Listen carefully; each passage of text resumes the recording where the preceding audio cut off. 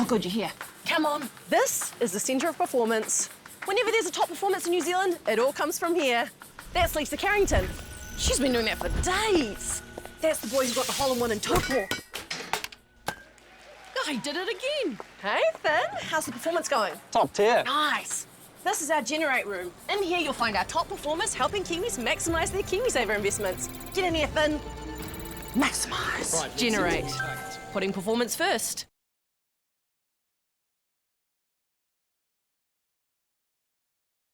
Grant Fox, welcome to my podcast. Nice to be here, Dom. Mate, it's an honour to have you. I've done so much research. I tracked down this book from a second-hand bookshop in Invercargill, of all places. That's from a dump bin in the bookshop, right? The Game, the Goal, the Grant Fox. When was the last time you saw your book? Oh, I can't remember. I've got one at home, but that was published in 1992. And I found this book as well on my bookcase at home. Martin Crowe Raw, your good friend, and you wrote the foreword to that book. Yeah. So I've researched hard. This is going to be a great chat. First of all, where do you think your place is in New Zealand rugby? Like, do you see yourself as one of the GOATs? No, and I don't see a place. That's for other people to judge, not for me. I was lucky enough to be able to play a game I loved and represent my country at it and have a long career. Had a lot of fun, achieved a lot, and that's still part of my history. You can't rub that out, and that's it's a nice part of history to fall back on and remember. But other people will judge where I sit, and that and if you talk to all the other players, I think they'll be exactly the same. But they don't really care about that. It's a fascinating game. Other people want to play, in the media, ranking and all that sort of stuff. I'm not interested in that sort of stuff. Other people can have their judgments. For me, privilege helped me get where I am today, but that's just part of my life story. Because I know from what I've researched, I know you're a bit of a technophobe, which is so am I. I call myself a boomer. I'm not a boomer, but I've got big boomer energy. But you must be familiar with some aspects of AI and Chat GPT. Oh, I've heard of Chat GPT, and I've only ever used it once, and I didn't use it. My CEO in Australia asked me to write a bio for a new group of investors. I don't have a bio, right? So that's not happening. So I got a colleague at work to go to Chat GPT to research. And when I read it, I thought, hell, I was bloody good, wasn't I?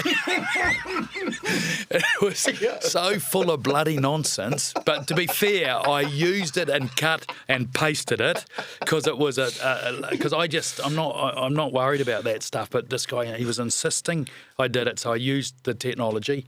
Only time I've used it, we'll never use it again. But it was an interesting exercise to go through and go, okay, where did they get that from?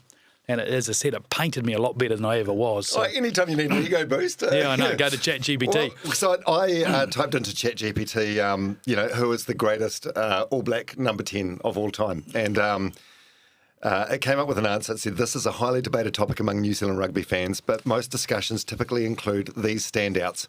And I've got 5 names here. Who do you think they would be? Daniel. Mm-hmm. Andrew. Yes.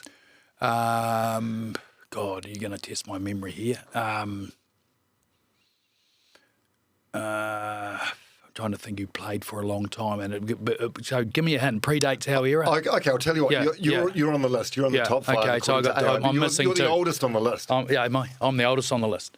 Okay, so it's more recent. So you got Mertz, Carter, yourself. Yeah. All right. I don't know. I haven't been in the rugby scene for a while, so I'm trying to, and my memory's failing. I'm trying to remember. You have to help me. Okay, Bodie. Of course. And Richie Moanga. Oh, of course. Okay. Okay. What do you think of that list? Oh, it's a privilege to be on that list. Yeah. But it's hard to judge the modern day player against guys who've in the past because, what about some of our greats in the past? Dougie Bruce, Wayne Smith. Didn't play as many tests as a guy plays nowadays, and probably in many ways a whole lot less media noise around it, not social media, a whole lot of different things. So, and with the game, the skill set involved in the game now hasn't changed since the game was invented. Kick, run, pass, tackle in no particular order. That's the game, and how you accumulate your points, tries and penalties and conversions, drop goals. Nothing's changed, but the structure of the game has changed.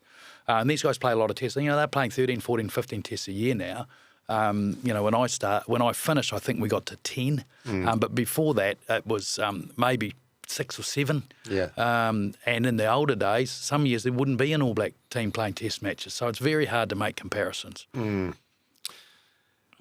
You mentioned Wayne Smith and that brief just before, Sir Wayne Smith, Yeah. the man known as the Professor. Yeah. I read a story in part of my research. Did he clean your boots for you once, or offer to clean your? Yep, he did. That's true. So Fiji 1984 was my first tour. So end of the domestic season, I got picked for a short tour to Fiji. Smithy was the incumbent 10 and I was the new guy picked.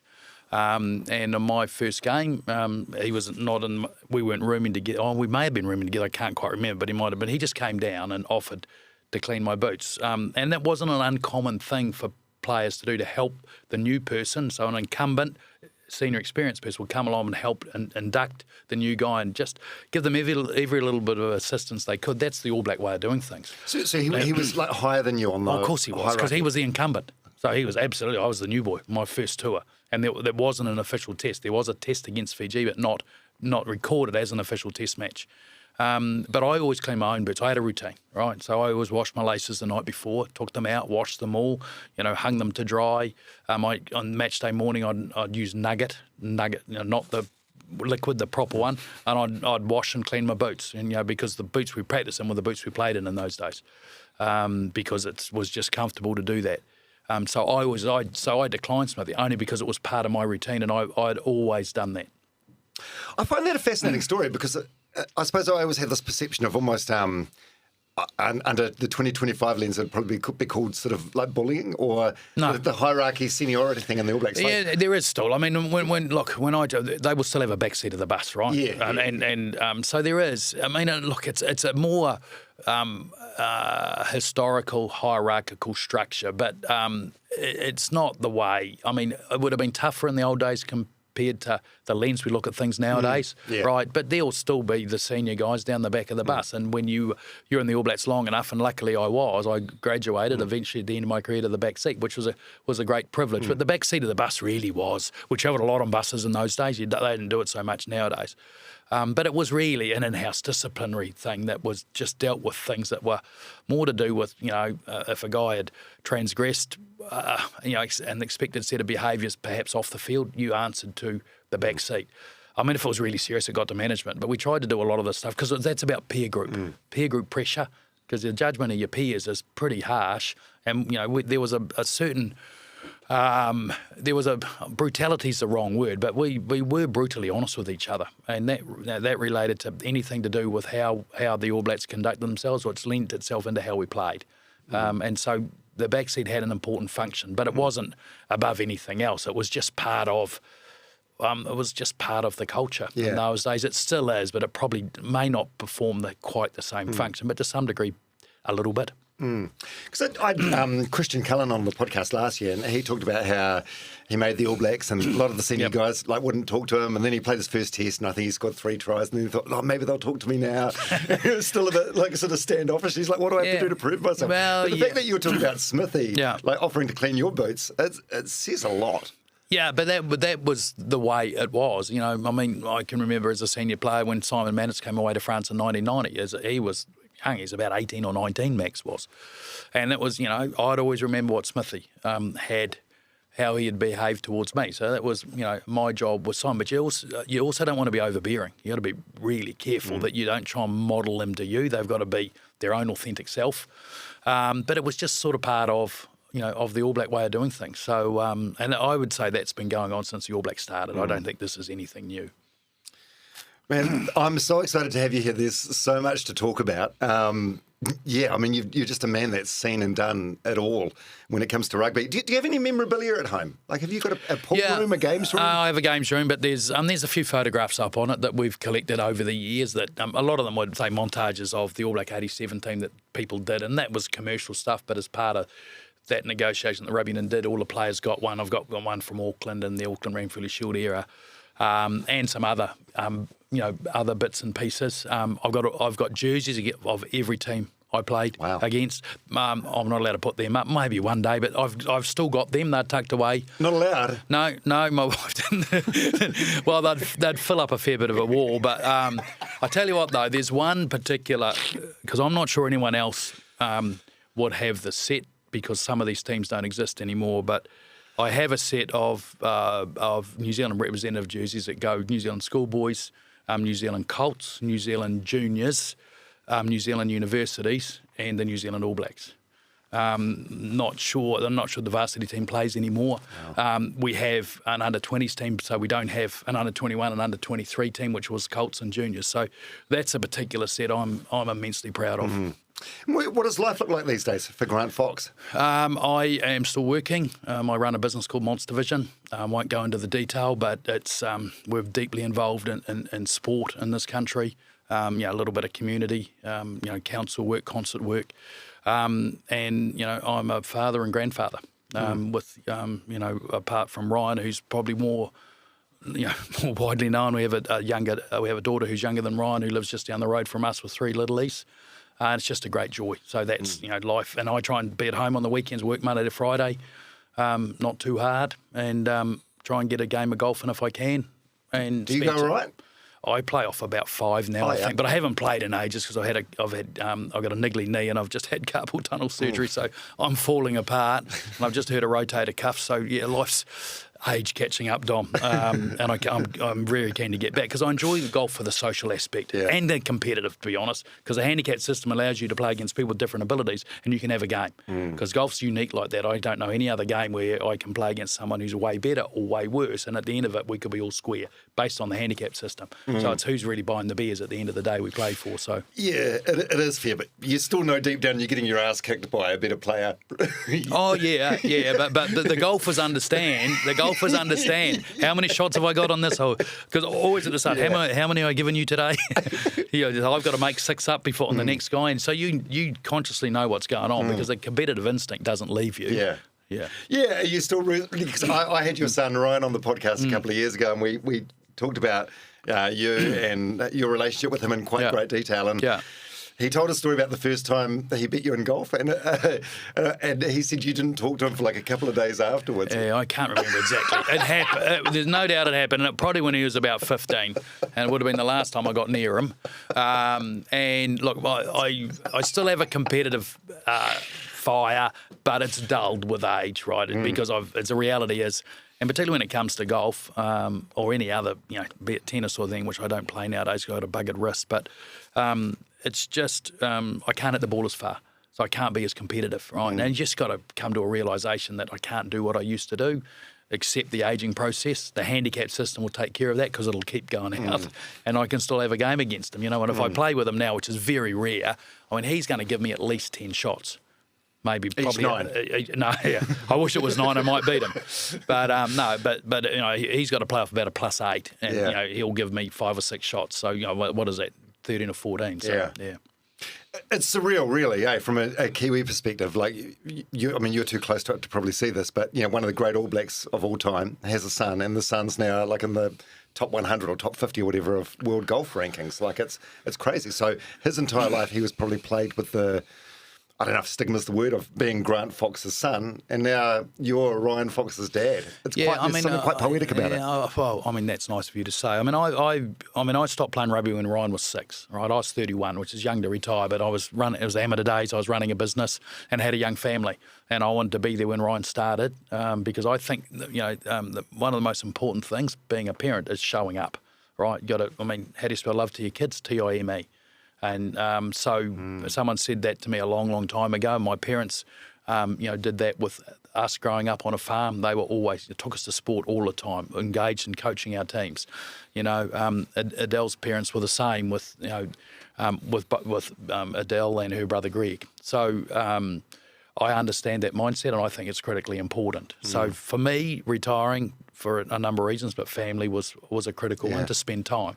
And all you wanted, Ryan probably, he didn't know at that time. It wasn't until later on when he started playing at a higher level, like first 15 rugby or first 11 cricket, that there was perhaps a link that they said, well, this is bloody Grant Fox's boy. Now I'm his dad, so that's completely flipped on its head, which I like because it means he's carved his own career. But all he did was just, he chased a dream.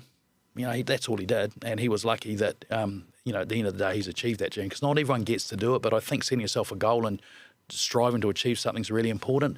And he's been able to do it on a pretty big stage, which I'm so pleased for him, because having played sport at an elite level myself, I know the work involved, and all the pressures associated. And Ryan's been able to deal with all of that, and still get to the point he's got to. Rewarding for him and his family, but also, for Adele and I. Are there, when you watch him play, like on TV or in real life, like are there parts of you that you can see in him, like if the way he acts after he's had a bad shot, or mannerisms and things like that? Oh, look, I can see more of. I mean, Ryan, and I think in temperament is more like Adele than me. Outwardly, I think inwardly he's more like me. He's just pretty more. He's better at hiding it than I am. So I know deep down he has a fierce competitive desire. He wants to do well. Doesn't always happen. I think he's and look, at times he struggled to deal with what I'd call frustration from not getting out of it what he wants, which is not matching the work he's put in. Been there, done that, understand that. Not easy. That is a hard thing to work your way through. But I think my wife was a good tennis player. Grew up in a sporty family. Played hockey at school. So Adele understands the sporting environment, having a dad away a lot, a dad involved. So there's a blend of everything in there that I can see in Ryan. Yeah. Should we go back to the early years? Yep. Okay. So you're from a farm in Taranaki. Born in New Plymouth, but left before I was 2. To a Waikato, just outside of Potato. Yeah, out of Potato. So a little place called Tiwotu, which was a school and a garage. That's all it was. Wow. Oh, like a tiny rural school. A tiny rural school and a garage. That's all it was. So there wasn't even a first 15, not enough kids. No. So there wasn't even a local school there as such that we all went. And there was 4 primary schools in Potato at the time, and I went to one of those schools. And this is where you built some like makeshift. My father did. Yeah. So I think that came out of my father played rugby. For Okado in the Taranaki, and also for Taru Athletic when we moved to Potaru, and he was a South Waikato rep, so I was sort of what you call a minor union rep. He was a fullback goal kicker in the old torpedo lie flat style kick with your toe. So we'd been around a rugby environment, as little as the club rooms after games, all that sort of stuff. So we were very familiar with, that's what you did in rural communities. That's how our people put at the tennis club up the road, the cricket club. My mother played netball. So that was all just part of, the upbringing. But I loved kicking a rugby ball. Always was fascinated by that. Although we had a soccer ball, I'd kick it round. And I used to build and put on the front lawn 2 battens and a bit of 3x1, a little goalpost, and that's what I'd practice kicking on when I was very young. But I think probably as I got older and maybe too many broken windows, the old man decided that he'd get a couple of big 18-foot tantalysed bloody posts. It might have been taller than that with a galvanised bloody pipe crossbar, put it in the front paddock. Well, there you go. You won't break any windows down here, and I had a lot more room. So he built those. They were put in the front paddock. Parallels with you and Dan Carter in that, eh? He had a paddock out the front with the goalposts in, and was kicking until dark. Were you one of three brothers? 2 younger brothers. Yeah. Fuck, and because me and my brother, we lived in a residential house in Palmerston North. We played cricket on the driveway all the time. Glass used to be so thin. Yeah. We used to always have a smashed window in the house. Yeah, no double glazing either. Not in those days. Yeah. And I mean, I used to really enjoy playing tennis, played cricket as well. But we had a brick house. One of the walls as the concrete driveway came round to where the garage was, a big concrete area. One of the walls was no windows, completely brick. So that was my bloody, my back wall bloody hitting. I think I used to drive, because the kitchen was in behind that. I used to drive my mother mad as she was trying to cook in the kitchen. I'm pounding this bloody tennis ball with a tennis racket or a padded tennis bat. But we just grew up in that environment. Sport was always a big part of what our family did. So your parents just send you outside and play until it's dark, and then you come in for dinner time. Yeah, I mean, we had 300 acres to run around on too. So we had motorbikes and Land Rovers, and and at a very young age we were taught to drive machinery. I can remember my younger brother and I, when we got to a stage, and I was still at primary school, and I include the intermediate years because that's what it was in those days. I mean, we put a whole paddock of hay in by ourselves, mowed it, turned it, baled it. had some help picking it up, but he let, you know, a 12-year-old and an 11-year-old go and do that. Wow. Because that's what, you know, God. Farm kids. Farm and kids, and so occupational safety and health might have a problem with that nowadays. You know, I was driving a Land Rover at 7. I mean, that's just what we did in those days. And I was lucky enough with, you know, the upbringing was, you know, teach and give responsibility and let you make mistakes. Don't cuddle you and say, don't do that, don't do that. You actually had to learn by making your own mistakes. Long as it wasn't going to injure yourself too much or injure something else or break too many things or crash Land Rovers or whatever, that's the environment we were brought up in. Sometimes an injury is a good lesson. Yes. Yeah. So when you were a kid in the Waikato paddock kicking the ball, who were you pretending to be? Strange, well, so when I before the goalpost came up, Brian Williams was my idol, which didn't marry me, match with me, I should say, because, you know, small little skinny white kid, and BG, this big thighed Polynesian you would man. have been the size of one of his legs. Yeah, who was, you know, a number of years older than me, but I just remember watching him in 1970 and, you know, on the TV playing in South Africa, just resonated. So BG was my hero, and so, you know. Black pants and a black rugby jersey that you know we had at home, and got one of my mother's sheets and cut it up and asked her to put a number, whatever number BG was at the time. It varied a little bit, but 13 was one I seem to remember. And so that's you'd run around. I'd get two of the neighbours' kids over, so we'd play 2-on-2 in the front paddock in the pouring rain and mud everywhere. But from a goal kicking point of view, the real thing that resonated with me was Barry John from the 71 Lions, because I was at a very young age, you know, trying to toe hack in bare feet, which wasn't good for a young kid in cold Waikato winters. And I saw this guy kicking very well, using his instep round the corner. And my first thought was that won't hurt my toes. So that's when I adopted it. And because my father was a goal kicker, there was some encouragement there. And as I said, I like kicking a rugby ball. It didn't have to be just goal kicking, but that's where the sort of my first memories of round the corner, like, okay, that'll work. And then just, you know, kept working hard from there. And by the time you got to secondary school age, were you really, really good? Is that why you were sent to Auckland Grammar? Or? No, not the reason we were sent to Auckland Grammar at all. I mean, I'd played in sub-union stuff, and also the Roller Mills, which sadly doesn't exist anymore. So I played for Waikato Rangers. So selected. That was sort of the first taste of, you know, representative football, though it was equivalent of Form 2 in those days. But the local high school was Spitaria. Wayne Smith had been there. There's a guy called Benny Savage was there too. He was another 5'8" who was in the first 5'8" in the first New Zealand schools team in 1978. Benny Savage was the first 5'8". So it was just an interesting bit of history that Smithy, Benny unfortunately didn't go on, but, you know, out of Pataru came these three guys who played, you know, 5'8" reasonably well. But my parents just believed in education. So I don't know the story properly, but John Graham was a headmaster. You know, one of Bob's older brother, Jim, lived in Litchfield, which was close by, and my parents knew them, so maybe there was some contact there. I'm surmising here because I actually haven't ever discussed the story. But got accepted into Auckland Grammar that my parents applied, and I went to Tibbs House as a boarder, and just part of the way you immerse yourself in a school of what was 1,200 in those days. When I arrived as a farm kid, I knew one person. That's all. I mean, I was just, I was lonely, out of my depth, hated it. I remember going home for the first holiday at Easter that year. So this is 1976.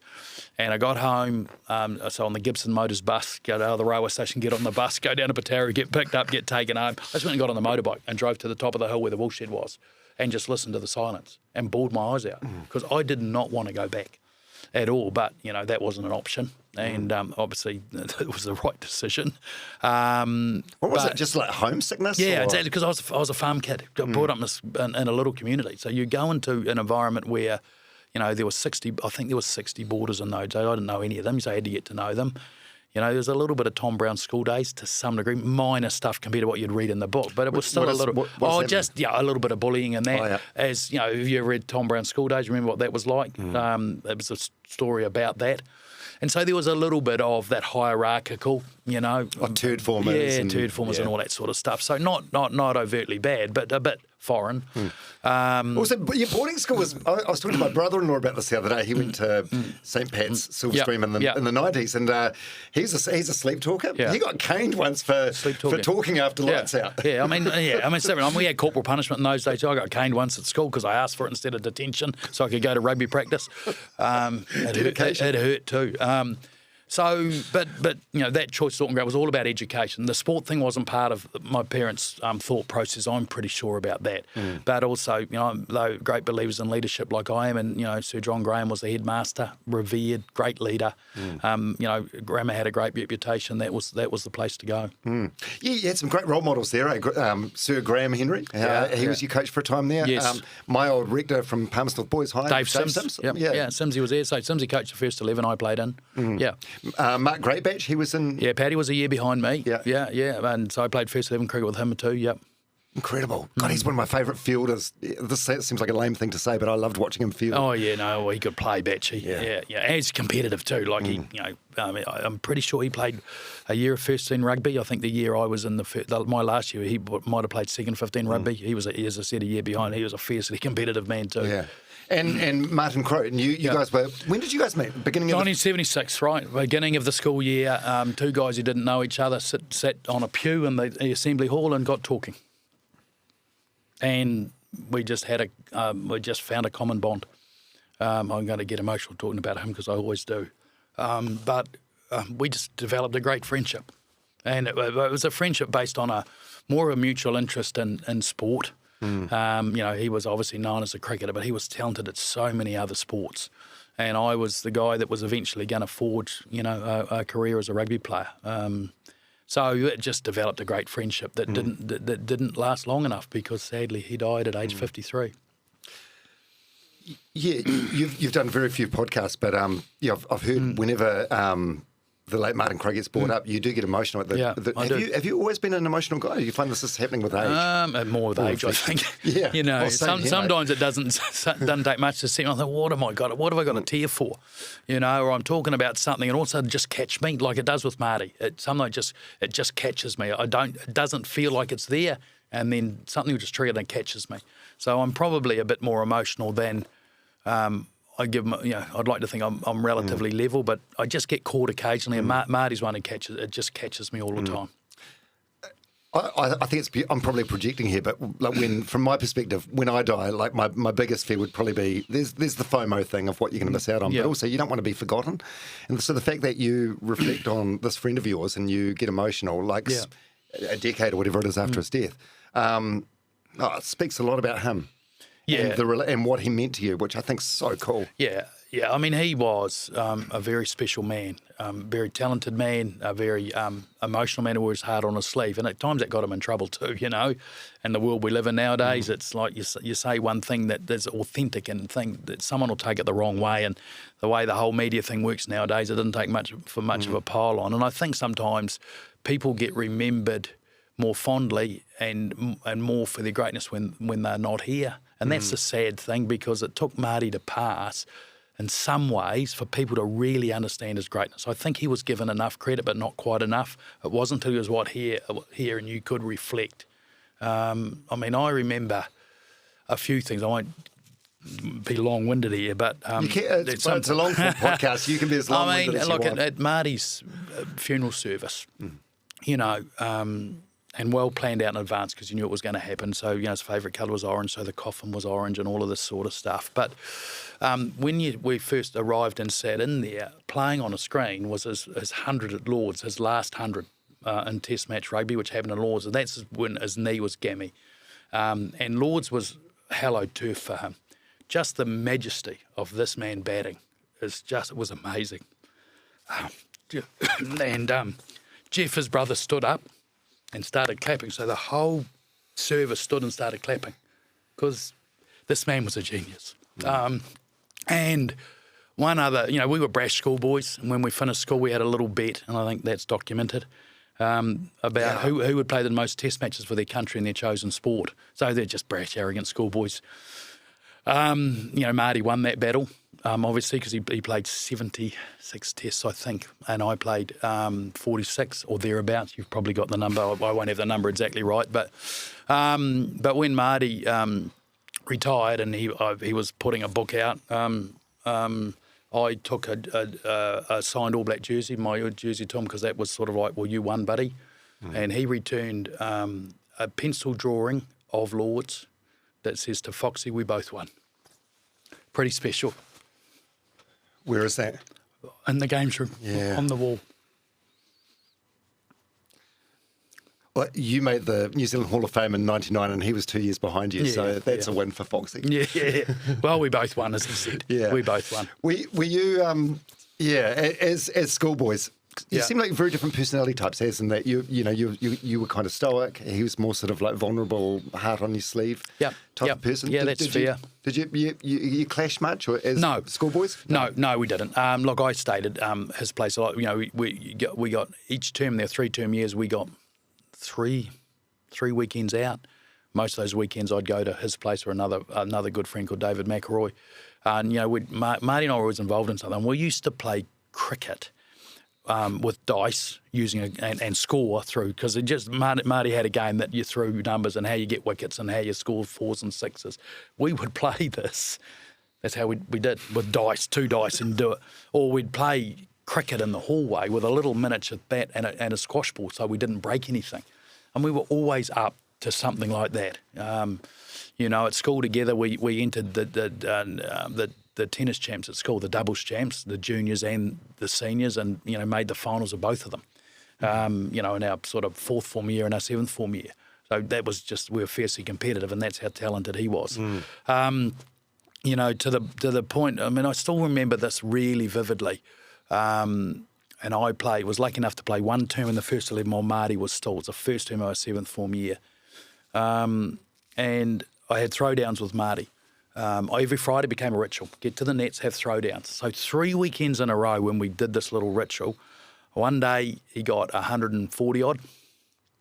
And then the next week got 5 wickets, and then the following Saturday got 240 odd. Like this was the genius of this man, and I had a front row seat. Just so talented. Then we played a bit of golf in the 7th form together and stuff like that. So we just, we hung out together. I went to his first time he played for. I think he was playing for Auckland, and my memory fails me a bit here. Big one-day game when the West Indies were here. It actually could have been New Zealand. I'm not sure. And sadly, that day he got a duck because I was just getting into my seat and I missed it. But I didn't, that all happens. The best of us don't always get what we want. Sure. But so I mean, I'm rambling a bit now, but there are just so many good memories. The saddest one of all for me is the bit at the end, because, we talked about playing a lot more golf together. Drinking red wine together, just socialising, and he'd found his soulmate in Lorraine. They just didn't get enough time together. Very, very sad. Where Marty is, as I said, he was emotional and at times is a bit of a tormented soul. But that was also, people who are geniuses often have these sort of characteristics, I reckon, and that's just Marty was. And just when he found some real peace and happiness, he gets cancer and doesn't live long enough. Yeah, it's not fair. I feel like he was sort of a man before his time, like he was sort of misunderstood by the New Zealand public. There's even a chapter, the book that you wrote the foreword to, Raw, which I was flicked through the other day. Like there's a chapter in there where he even addresses like rumours or innuendo about him being like gay, which is, I feel like he was just so perfect. It was like the, like that's because he and Jeff had a manager who was gay. Right. So people draw a long bow here. I mean, I know he wasn't gay. So, and to be honest, it wouldn't have mattered if he was. No. Who cares? Yeah. That's what he says in the book. Yeah, who cares? I mean, no one else's business.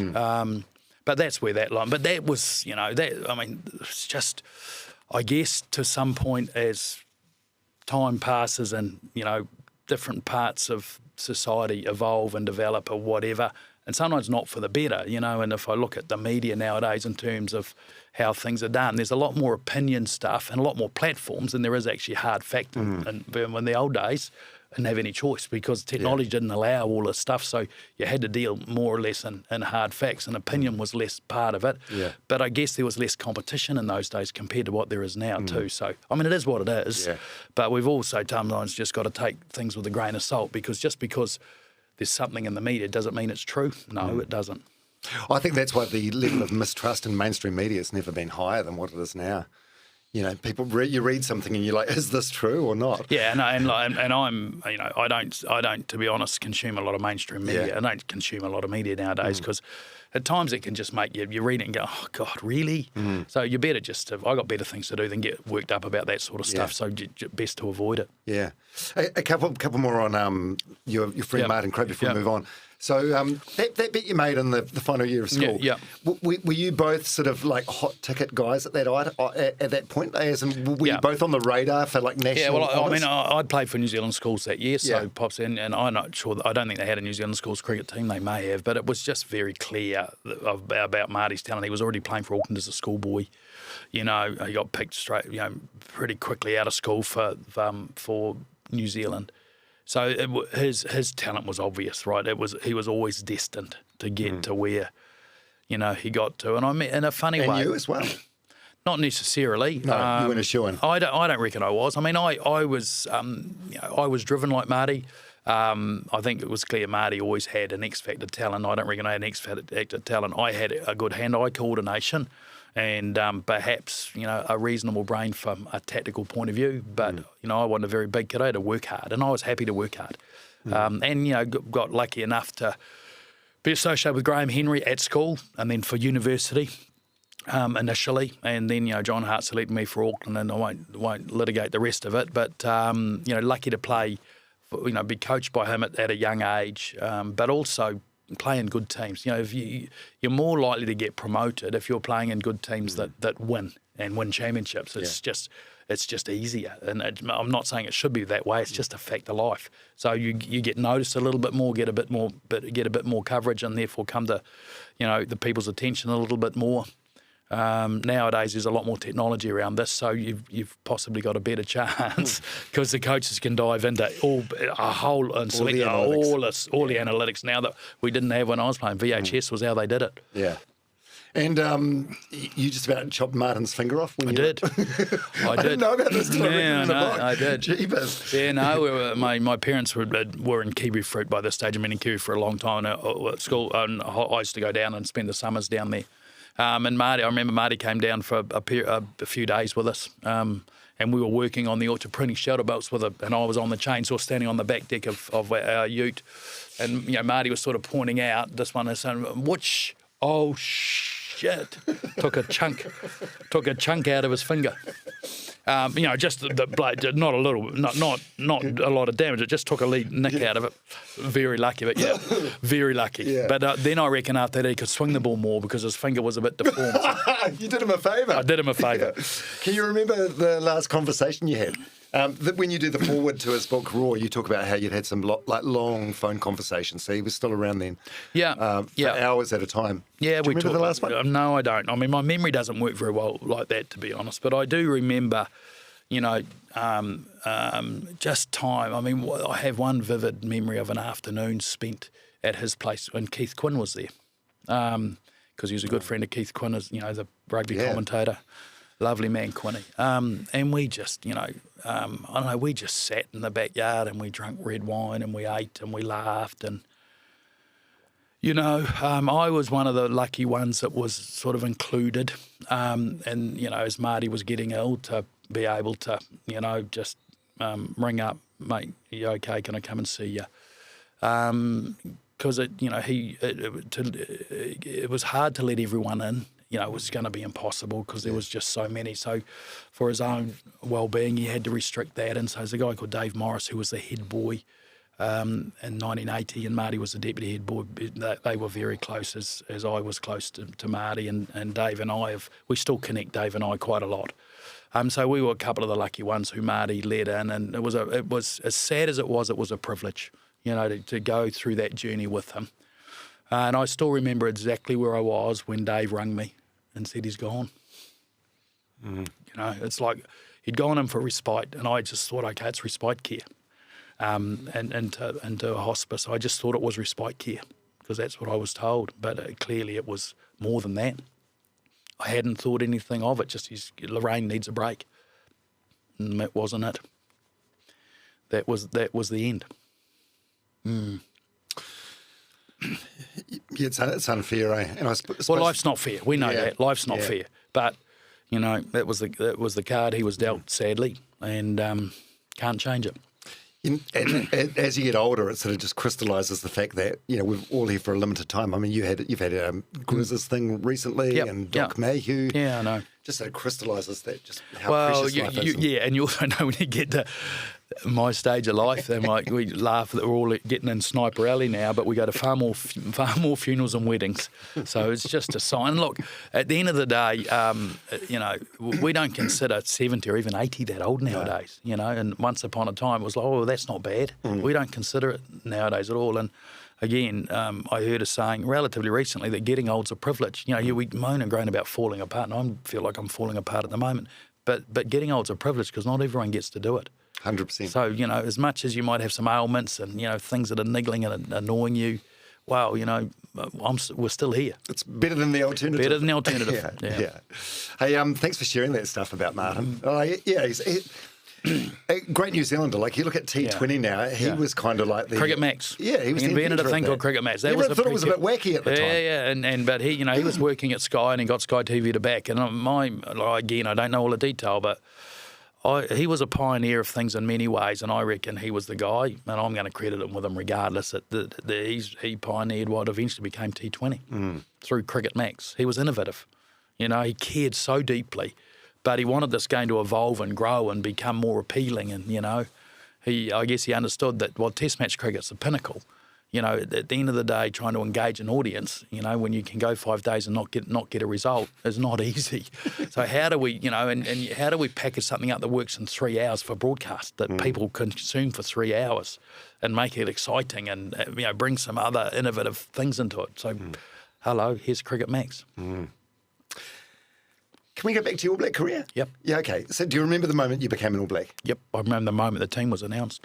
Yeah. Did you have like a probables, possibles trial? No, not for Fiji, no. Okay. No, that was just picked at the end of the NPC in 1984. Right, so you were playing for the mighty Auckland team? Yeah, well, that was 1982. So we'd won the championship that year, but the NPC had started in its current form, or as a proper NPC championship in 1976. Auckland hadn't, despite being the biggest population, hadn't won it. So, you know, John Hart became coach in 1982. You know, we won that.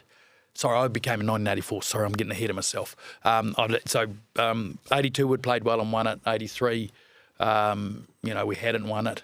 84, we won it again. I'm pretty sure of that. Again, my memory. But Auckland, we had, because we'd had a good season. We'd been pretty dominant. You know, on the back of that, I'd had a pretty good year. The Jungle Drums were beating that. You know, I was likely to get picked alongside Wayne Smith. I have a feeling Ian Dunn, who was the guy who was with some of these understudy in 83 Lions, was injured. So that opened a bit of a door. I can't remember exactly, but I think that was the case. And they just, didn't get a phone call. You just heard it on the radio. So I was gathered round a radio. I think it was I'm pretty sure it was 2 o'clock on a Sunday afternoon. I was with Adele at a mum and dad's house, and their name was read out. Shit, what's that moment like? Oh yeah, I mean, it's surreal. It's what, you know. It was the boyhood dream. You strive towards. You don't really know. The Jungle Drums are beating, so you sit there with a certain amount of, you know, confidence, I guess, that on the back of what's happened, you know, there's a reasonable chance, but there's also a chance you won't. So just because there is a degree of confidence doesn't mean you're not sitting there with your belly bloody churning, because mine was. The nerves were jingling, and so it was, you know, I mean, great euphoria, but also a great sense of relief. But the journey about to start, the relief bit's I finally made it, but you haven't made it. It's only just started another journey, you know. So, and I, you know, clearly for me, I didn't want to be picked and have one tour and stop. I wanted to, you know, even though I hadn't been in the team, it's, you know, with its history, you want to be part of it. So, I just wanted this to, you know, this has started something I want to last for a while. And how intimidating is that? So the position you're in, number 10, you're sort of like controlling the flow of the game in a way. You're the new kid on the block, surrounded by these senior players. Yeah. How fucking intimidating is that? I'd say I don't look at it like that. I mean, that was just part of my job. I got picked because I was deemed to be, you know, good enough by the selectors. Part of my job, and with Auckland, I ran the cutter. I dealt the cards. So and it's still to this day, traditionally, number 10 does that. So it's probably always been the same. So that was just part of what my role was. And so I was used to it, not intimidated by it at all. Yes, it was going to be up a level from what would be that, and it was going to be, faster, more physical, more demanding mentally, because it was going to be harder to plot your way around a little bit. But again, you just dial into what the team's trying to achieve, get into the game plan, use a bit of intuition, understanding, the pictures you're painting and what we call a backfield looks like.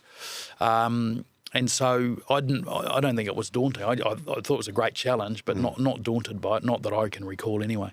Oh, a lot of the team members were probably your Auckland teammates anyway, right? Yeah, not so many those days, but a few, yeah. There was a lot in the 87 World Cup team. Again, a lot of Auckland guys, but no, there was a few. But the other guys we played against, so we knew them anyway. And look, it's funny how you're fierce competitors when you play against each other provincially. Like you want to win, and sometimes with the bigger boys it gets a little bit more. They're getting very physical against each other. But the All Blacks brings you together. So all of those things are, if there's been an incident that one guy's clocked you. And at the time you're annoyed, when you go in the All Black, you just laugh about that. So you just come together. And the first game you played for the All Black, was that in Argentina? No, first test was in Argentina. First test was in Argentina. So first game in Fiji in '84. First game in Fiji in '84. Yep. What's that like, putting the jersey on? You used to be really anxious pre-game, right? Yeah, I got nervous, right? Because nervous means you're ready, in my view. If there wasn't anything going on from the nervous system. A nervous system wasn't. I mean, I think at times, depending on form, the nervous system can create doubt. But if you're in form, it creates excitement. Because if you don't get it, you're not ready. So that's how I always judged. If I wasn't sitting in the bus, or in the dressing room beforehand with a couple of dry reaches, I thought, well, am I ready for this or not? Now I learnt that over time, because preparation's the key to success. So if you've done your work. Okay, I'm ready. Whatever they're going to throw at me, what we're trying to achieve, I'm ready for that, and I know my mates are too. Did the pre-match vomiting stop after? I didn't vomit. I didn't vomit. No, not really. I mean, it was, dry reach, and look, it wasn't a permanent. Like, it would just be a couple of times where the nerves would just get a little bit, and so I'd have to go, and it was a dry reach, right? And it was just like a big yawn, and done. Right, so vomiting, no, didn't never get to that, and it wasn't every game, right? Some games you can't be at the top of the mountain all the time. You're going to fluctuate a little bit. It's just you mentally just can't do it. The best sports people in the world don't win every time they play, because sometimes they're just not where they'd like to be, and you can't peak every time. I mean, realistically, I reckon you can peak about 10% of the time you play. You can be at maximum, maximum level. Yeah. So some games more than others got you, depending on, I guess, the magnitude of the game and how you prepared for that. But dry reaching wasn't uncommon for me. Yeah, it was a completely different time then, mid-'80s to what it is now. Like in the team, there were cops, farmers, truck drivers. What did an average week look like? Week of a test? Well, we were together. We were together in the test, right? So the week of a test was different than playing for provincial rugby. So provincial rugby was train Tuesday night, Thursday night, play Saturday. And for the most part, we were probably in a hotel on the Friday night. And if you're travelling, you are together. But you travel on a Friday, fly, hotel, play, come home Sunday. And, we had our own training programs during the week, so our own resource, but touching with guys like Jim Blair, making sure that on the Monday or the Sunday, our recovery, Monday and Wednesday, what our own programs, especially designated programs, because we weren't together as a team. For an All Black, you assembled, in the old days, they used to assemble on at earliest a Wednesday, but sometimes Thursday to play. By the time I'd got to the All Blacks, it was more like a Monday. And so it was like being together professionally, because we weren't at work. This was our job for the week, even though we weren't paid for it. So the All Black weeks, test weeks changed a bit because of the team wasn't together very often. Didn't spend much time together, so you needed a few days. It's still the All Blacks still nowadays get the least amount of prep time of any of the teams that play. The Super Rugby teams get the best run at this in terms of pre-season leading in. The NPC teams get more than the All Blacks, but not as much as Super Rugby team. The All Blacks get the least of all. They go into a big test match, and you're lucky if you got a week. right? So it's and so that's sometimes the bit that's forgotten when the expectation of the All Blacks. And by the way, I don't want this to change, but you've often you spend the less time together of any of the teams you play with, play for. Did you? Were you guys doing weights back then? Not were you in the gym at all? Not until Jim Blair came along, right? And weights was a small part of what I did, not an awful lot, but more of it was about plyometric work on boxes and hopping and jumping, to get explosiveness in. But in the early days, just running roads. We just ran roads. That's what we did. And at training, they'd try and throw a few Henny Mullers in and, what we'd call down and ups, little short sprints and go down, do a press up, turn around, come. So very primitive stuff in those days, but we didn't know any better, right? So it was a lot of aerobic based more than, strength based. Nowadays, it's a blend of everything. And diet. What was diet? We didn't know. You're one of your heroes, BG, Super Ryan Williams. I had him on the podcast and he talked about like the tours in the 70s. Yeah. How they'd have a big steak for breakfast. And the first half of the game, he said it'd be like burping up steak and stuff. And then the body would digest it in the second half. You'd start to get the energy from it. But you only knew what you knew, right? That's what you're going. Yeah. Mine used to be baked beans, eggs. I might have had fries and bacon, I think, and a certain time before the game. And we played in the afternoon, remember, mostly. So it was a pre-match meal probably between 5 and 6 hours before the game. Now these guys eat much closer to the game than what we used to. But again, they've got all the science around it. We didn't have any of it in those days. Yeah, it's quite cool. When you look back, it's pretty cool, eh? They're cool stories. Yeah, they are. But again, it's just what you know. I mean, the guys who played, you sit with Ian Kirkpatrick and things at times, and they got different stories again. It's just different eras because the society was different. The way they were judged was different. How often nowadays do we see behaviours of the past that were considered okay, looked through the lens of today are not okay, yet we want to litigate them? Well, I don't think that's particularly fair, depending on what it is, of course. Yeah. But, it's just like, times have changed. So, what happened back then, it was what it was, right? And, okay, we mightn't like it nowadays, but back then, if you didn't have an issue with it at the time, it's hard to compare it. Yeah, you can't compare it, right? Yeah. By today's lens on certain things, you can see, it wasn't this, but you only know what you know, and at certain times you only know what you know, and as you grow and evolve and learn and things change, and you adapt. Okay, maybe that wasn't quite so good, but it wasn't considered at the time, and so you don't judge yourself that way. Yeah. Anyway, I don't want to get deep and meaningful on this. No, I like it. It's one thing I admire about you greatly, like how you will put your neck out and speak your mind about things when a lot of the time it's easier just to in today's world it's easier to shut up. No, I don't do this, to be honest, Dom. I have shut myself off, right? I mean, I don't. Long-form podcasts are fine, and this is only my third one I've done. But it's simply because you get a chance to have a proper conversation and get context around it unless someone decides to clip this for their own end. But... So you I got better things to do. So I'm just saying, the world we live in, it's so easy to get poke your head above the parapet, boom, they lop it off. Yeah. Easy, and maybe a cowardly way is just I don't want to be part of that. I did that once upon a time. I'm at a time of life now with grandchildren and wanting to spend more time at home that it's not what I want to be part of. Don't need it. Not your circus, not your monkeys. No. So we're leading up to the '87 World Cup, but before then there was the Cavaliers tour. I'm old. I'm 52, but I don't even remember the backstory with this. What's the story with the Cavaliers? So we were due to tour as an All Black team in 1985. An All Black team had been picked. I got picked in that team, and for at that period, and I'd still argue nowadays, they are our great foes, our great friends, but our great foes. The history's enormous, right? It took us till 1996 to win a series in South Africa, and they've been going on for. 1921, I think, was the first time we went to South Africa. Or they might have come here, I can't remember which way round. We were picked, and then a couple of university club lawyers, who was a club I belonged to, took an injunction out against the New Zealand Rugby Union, and the tour was stopped by a High Court judge called Ted Thomas, I think. And so that tour was scrapped. And so, a rebel tour was put together the next year because there's a lot of us who felt unjustly denied, because we just, there's a lot of people who still want to link sport and politics. I don't draw that link at all. I understand how people want to do it, but because they were thinking by going to play in South Africa we were condoning apartheid. I can't think of anyone, there wouldn't have been in our team who condoned it at all. But we just wanted to play sport against our foes. We didn't want to be pawns in a bigger game, right? So we just wanted to get on. So there was a great frustration from the group, and so I think only David Kirk and John Curran from the original selected group didn't go of 30. And so that was April 1986, I think we went on that tour. Because I genuinely thought at the time, I may never get the chance to play against the Springboks as an All Black, but I want to play them. We knew that we were likely to be banned. We knew the risks involved.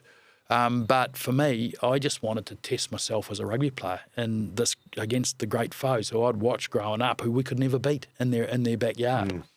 That was, and growing became a better rugby. I believe I came back a better rugby player. I don't want to get into the political side of things because it wasn't in my it wasn't in my head. Not, people are trying to suggest if we did things how we were thinking, and therefore judge us on that. They don't know us. They don't know what we think. Was there any sort of rift between the players that went and, say, Kirk and Kerwin for not I going, don't like. I mean, I think there might have been with Kirky, more with perhaps, the late great Andy Hayden a little bit. Overtly, I didn't. Either I didn't see it or I can't remember it. I'm not trying to ignore the question, but I genuinely can't. Kirky might have, perhaps.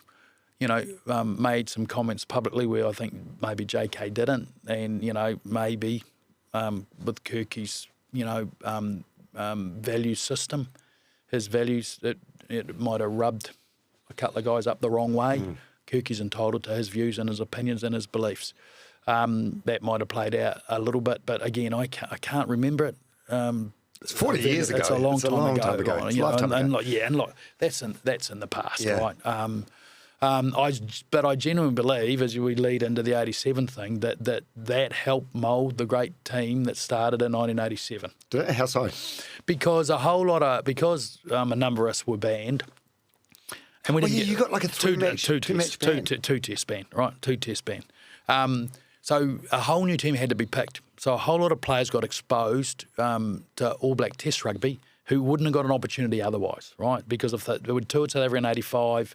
Largely, through 86 and 87, a lot of the group would have been similar. So you exposed a whole lot more players to that, and the Baby Blacks were ultimately successful, right, because they weren't expected to be. And out of that, it was a wider pool of players to pick from. And with Brian Lahore, John Hart and Alex Wiley, they picked a blend of what had been the older guys, established guys, and some of the Baby Blacks. And I genuinely think that out of that, we got 2 things. One is, a very well-selected team because I got, some really good players were exposed and deserved to be included. And secondly, there was adversity for the game in New Zealand. And we had also lost the Test series to Australia in 1986 at home. So that was adversity also, as well as, the background stuff with the Cavaliers. So you learn more from adversity than success. Yes. So out of those 2 things, the adversity and the wider talent pool that ultimately got whittled down to a 26-strong playing group for the World Cup. They wasn't the reason, but they were the seeds of success. So the 1987 Rugby World Cup, the first ever Rugby World Cup, which the All Blacks won. I believe there was no sort of hype around it, like when the tournament started. No, I don't recall. And again, there's my memory not being great for something that happened. How many years ago now? 30, whatever. You're better at maths than me. But yeah, I mean, I'm pretty sure it was Friday, the 20th of May, and someone will prove me wrong here. 1987, we played Italy to open the World Cup with a half-full Eden Park. No one knew what to expect. The World Cup was something that I understand was pretty strongly driven by the Southern Hemisphere nations that ultimately got a support from 1 or 2 Northern Hemisphere nations who I don't think were for the idea at all. But anyway, it got through and it was started and, it was meandering along, to be perfectly honest. We were beating Italy, but not by much. It was a muddling sort of first half. The first try was a penalty try. Michael Jones scored the first real try. And I've said this often, and I am going to say it again, that what I think still what lit the World Cup is JK's try. You set him up. No, I just passed. Kirky passed it to me, and I passed it to JK. That's all it was, right? It's a good pass. But then 70-odd metres out and away he went, right? And it lit it up, I reckon. But we ultimately put 70 on Italy. So I think that started to build that, okay, maybe we've got something here in this team, and maybe this event's a little bit more than what we thought it was. So it built throughout the tournament, and obviously we got through it through pool play, through finals play, got to the final, beat France in the final. And look where the World Cup is now in the pantheon of world events. I mean, it's about the number 3 most watched sort of this style of event in the world, as I understand. So it's 3rd or 4th. So it's come a long way. Yeah, it's crazy. So you win the inaugural one in 87. Yeah. Like, there's no way of knowing. We'll get to 91 soon because you were like the villain of 91 after the Blacks didn't win. But who would have thought it would be like 2011 before we finally won another one? I know. A long time between drinks. Yeah, it is. I mean, it just shows you how hard they'd win. I mean, All Blacks, I think, at every World Cup up until 2011 had probably gone in as favourites, right? And hadn't won since 1987. Just shows you how hard they are to win. Because when you play a season-long, tournament that, like a Super Rugby thing that culminates later on, and you got a whole lot of games, you can handle a loss of 2 or 3. World Cup, even a loss in pool play can be terminal, and certainly losing a final series is terminal. So if you have one bad day at the office, you're done. And sadly for the All Blacks, that was a bit of a trend that plagued them until we got it right in 2011. And even in 2011, I'd still argue we weren't the best team in the final. We were the best team at the tournament. We just weren't the best team on the day, but we found a way to win. And that had come out of the adversity of 2007, because Richie in particular, as a young leader in 2007, but a very experienced leader in 2011, he knew how to navigate that. Him and the senior guys around knew how to navigate those tense bloody last sort of 10 or 15 minutes. They knew how to do it. Not 2007, they didn't know how to do it. So again, out of adversity, you learn. Yeah, 100% you do. So the 87 World Cup, did you guys go, were you billeted? You were based at the Panamu for the most part, right? No, we travelled. So Panamu was the Auckland base. We played games in Wellington and we played games in Christchurch. What was the billeting thing? Was that just like it was after Argentina and Wellington and pool play. And Brian Lahore, something he had organised, we didn't know about it. So the little place called Pitanoa, I'm pretty sure I'm right here, the late great Sir Brian Lahore. His way of keeping us grounded, right? And so we go to this community hall. We had no idea we were going to be billeted. It was just like we thought it was a community event. Good idea, getting the rural community. Next one, this becomes Fox and Shelford, you're with, okay, what's this about? And so I think it was only for a couple of nights, but it was a masterstroke by BJ, just to maybe just take us away from the pressure of the tournament environment, living in each other's pockets in a hotel, give us a taste of real Kiwi country lifestyle, take our mind off for a bit before we gathered again for an assault on the finals. So you were staying in like just a house with a family? Yeah. Again, I can't exactly remember. But yeah, and I'm pretty sure it was Buck and I were billeted together. It's funny enough, my first billet was going back to 1975 in the Roller Mills tournament in Otahonga. And I stayed with the Knutson family. So I can remember that, but I can't remember the family we stayed at in the Wairarapa.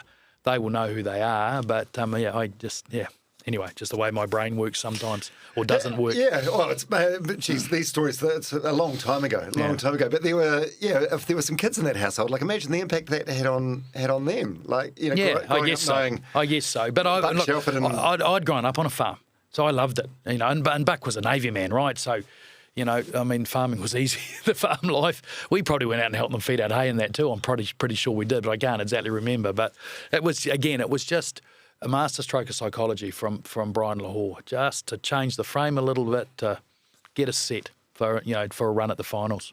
Can you imagine that now, like having a Barrett or a Severe staying at your house for a couple of days? Like it's just it's crazy. No, and look, the problem is nowadays you'd probably have a media camped on your doorstep too if that happened. So you wouldn't do that nowadays. And look, the profile of these guys, because the way the media is nowadays, in some ways they're a bit more exposed than we were. It was mainstream media in our days, and we worked. And so I think there was a certain degree of, well, you are. You're just like us in many ways. Nowadays, I think that people feel a bit more ownership and it's the wrong word, I put it in inverted commas, but because these guys earn their living out of playing the game, they feel maybe they've got a bit more say and a bit more ownership of it. I don't believe that at all, but I do think that's part of the way some people think sometimes, right? You're earning, some of your wages come from me buying a ticket. And I don't think that's right, but maybe I've got that wrong. But, I just sort of feel at times, these guys live in a hell of a fishbowl nowadays. It's, we had a lot of fun touring, and these guys, modern day guys don't know any different either, so they're having just as much fun. They just didn't. Their fun's different than what ours was, and doing different things, right? A lot of that is probably they're aware of the danger they can get into with alcohol, but a lot of it's probably the iPhone. iPhone's a bigger thing, and cameras social everywhere. media and cameras everywhere, right? Also, I wonder if part of it is the professionalism angle as well. Like, someone like Ruben Love who takes his fitness incredibly seriously. Like, I wonder if he's Yeah, but we had guys who did it. It just wasn't in the public arena. There wasn't a forum for it, right? And we didn't have Instagram or bloody whatever, TikTok or that to display all that. And we weren't earning money off our own image rights or whatever. It's just a different time, right? I'm not passing judgment. No. It's just different. Yeah, it was a good time, eh? But again, you only know what you know. Yeah, you only know what you know. So where do we learn from the guys who've gone before us, right? So you only know what you know. I mean, what we did in those days, how much beer we used to consume after games, you'd sort of frown upon nowadays. But you only know what you know. Yeah. And to be honest, the media we couldn't get in trouble with the media because we played daytime footy. They'd filed their stories. They'd be coming having a beer with us. It wouldn't necessarily it wouldn't be in the team room. It might be at a pub down the road and with some locals. That's the way it was. Yeah. Yeah, there's changes that happen over time for good, but also things that get lost, which is kind of sad. Not everything that happens nowadays is better than it was in the old days. Yeah. But it is what it is. Yeah. Who were your best friends and your favourite roommates at that time? Oh, I don't remember favourite room. We used to get room with. Most often paired with a halfback, but other times not. So I don't remember. I'd like to think that I got on well with everybody. I was intense. I knew that. It was the way that I prepared and played, and by nature I'm that. I'm not the practical joker like Alan Wetton was, and not many of the guys were. But I had an intensity about the way I went about things. I think the guys knew and understood that. And gave you space because we all knew, we all had our own foibles and we all had a common goal on what we were trying to achieve, and we gave each other space to do it the way that we thought was best for ourselves that could contribute to the team. So I don't recall, favourite roommates or anything like that. They changed often enough, and that was good for the team dynamic too. To make sure you're mixed up. And one thing I think that used to happen is if we had, if there was an option of different floors, the guys who weren't playing in particular, like you take a big touring group, in those days we only had 6 reserves. The rest who were the dirties, who were the other 9 of us, were put down the other end of the hotel and kept away because that was a license to have a bit of fun for a few days. Still train hard, but have a bit of fun because we weren't playing. Again, just things were different then than they are now. What about the most underrated player of your era? Oh, again, I don't sort of think of things like this, Dom, at all. To be honest, everyone who you play with were good enough to be selected by a coach who believed in them, and all people who play sport in an elite level, they're all there for a reason. They're good enough. Some better than others, yes. That cream usually rises to the top. We're talking in the studio. You can identifying X factor talent. I think is not that hard to do. But the X factor talent that then maximises that are the ones that work hardest. So you maximise your extraordinary talents with a work ethic, and then you get your Tiger Woods, your Roger Federers, your Martin Crows, right? That's what you get. A whole lot of other people carve out good careers, and they're good enough to win occasionally. A random will win a PGA Tour event, or a random's an unfair word, or a tennis tournament. But they're good enough, and they have their day in the sun. But they're just not as consistent because they don't quite have the talent. They might have the work ethic, but not quite the talent. That's what sets them apart, right? So we have a lot of guys who, they'd have an outstanding game, and then they'd still play well, but not be recognised as such in another game. Still doing their job very well, but just not having that that 10% of a game I talked about earlier about when you're absolutely at your peak. It's just it's the nature of it's the nature of high-level sport. Yeah, we were talking earlier, pre-podcast, about Michael Jordan and The Last Dance documentary series Loved on it. Netflix. I loved Phenomenal. it. Yeah.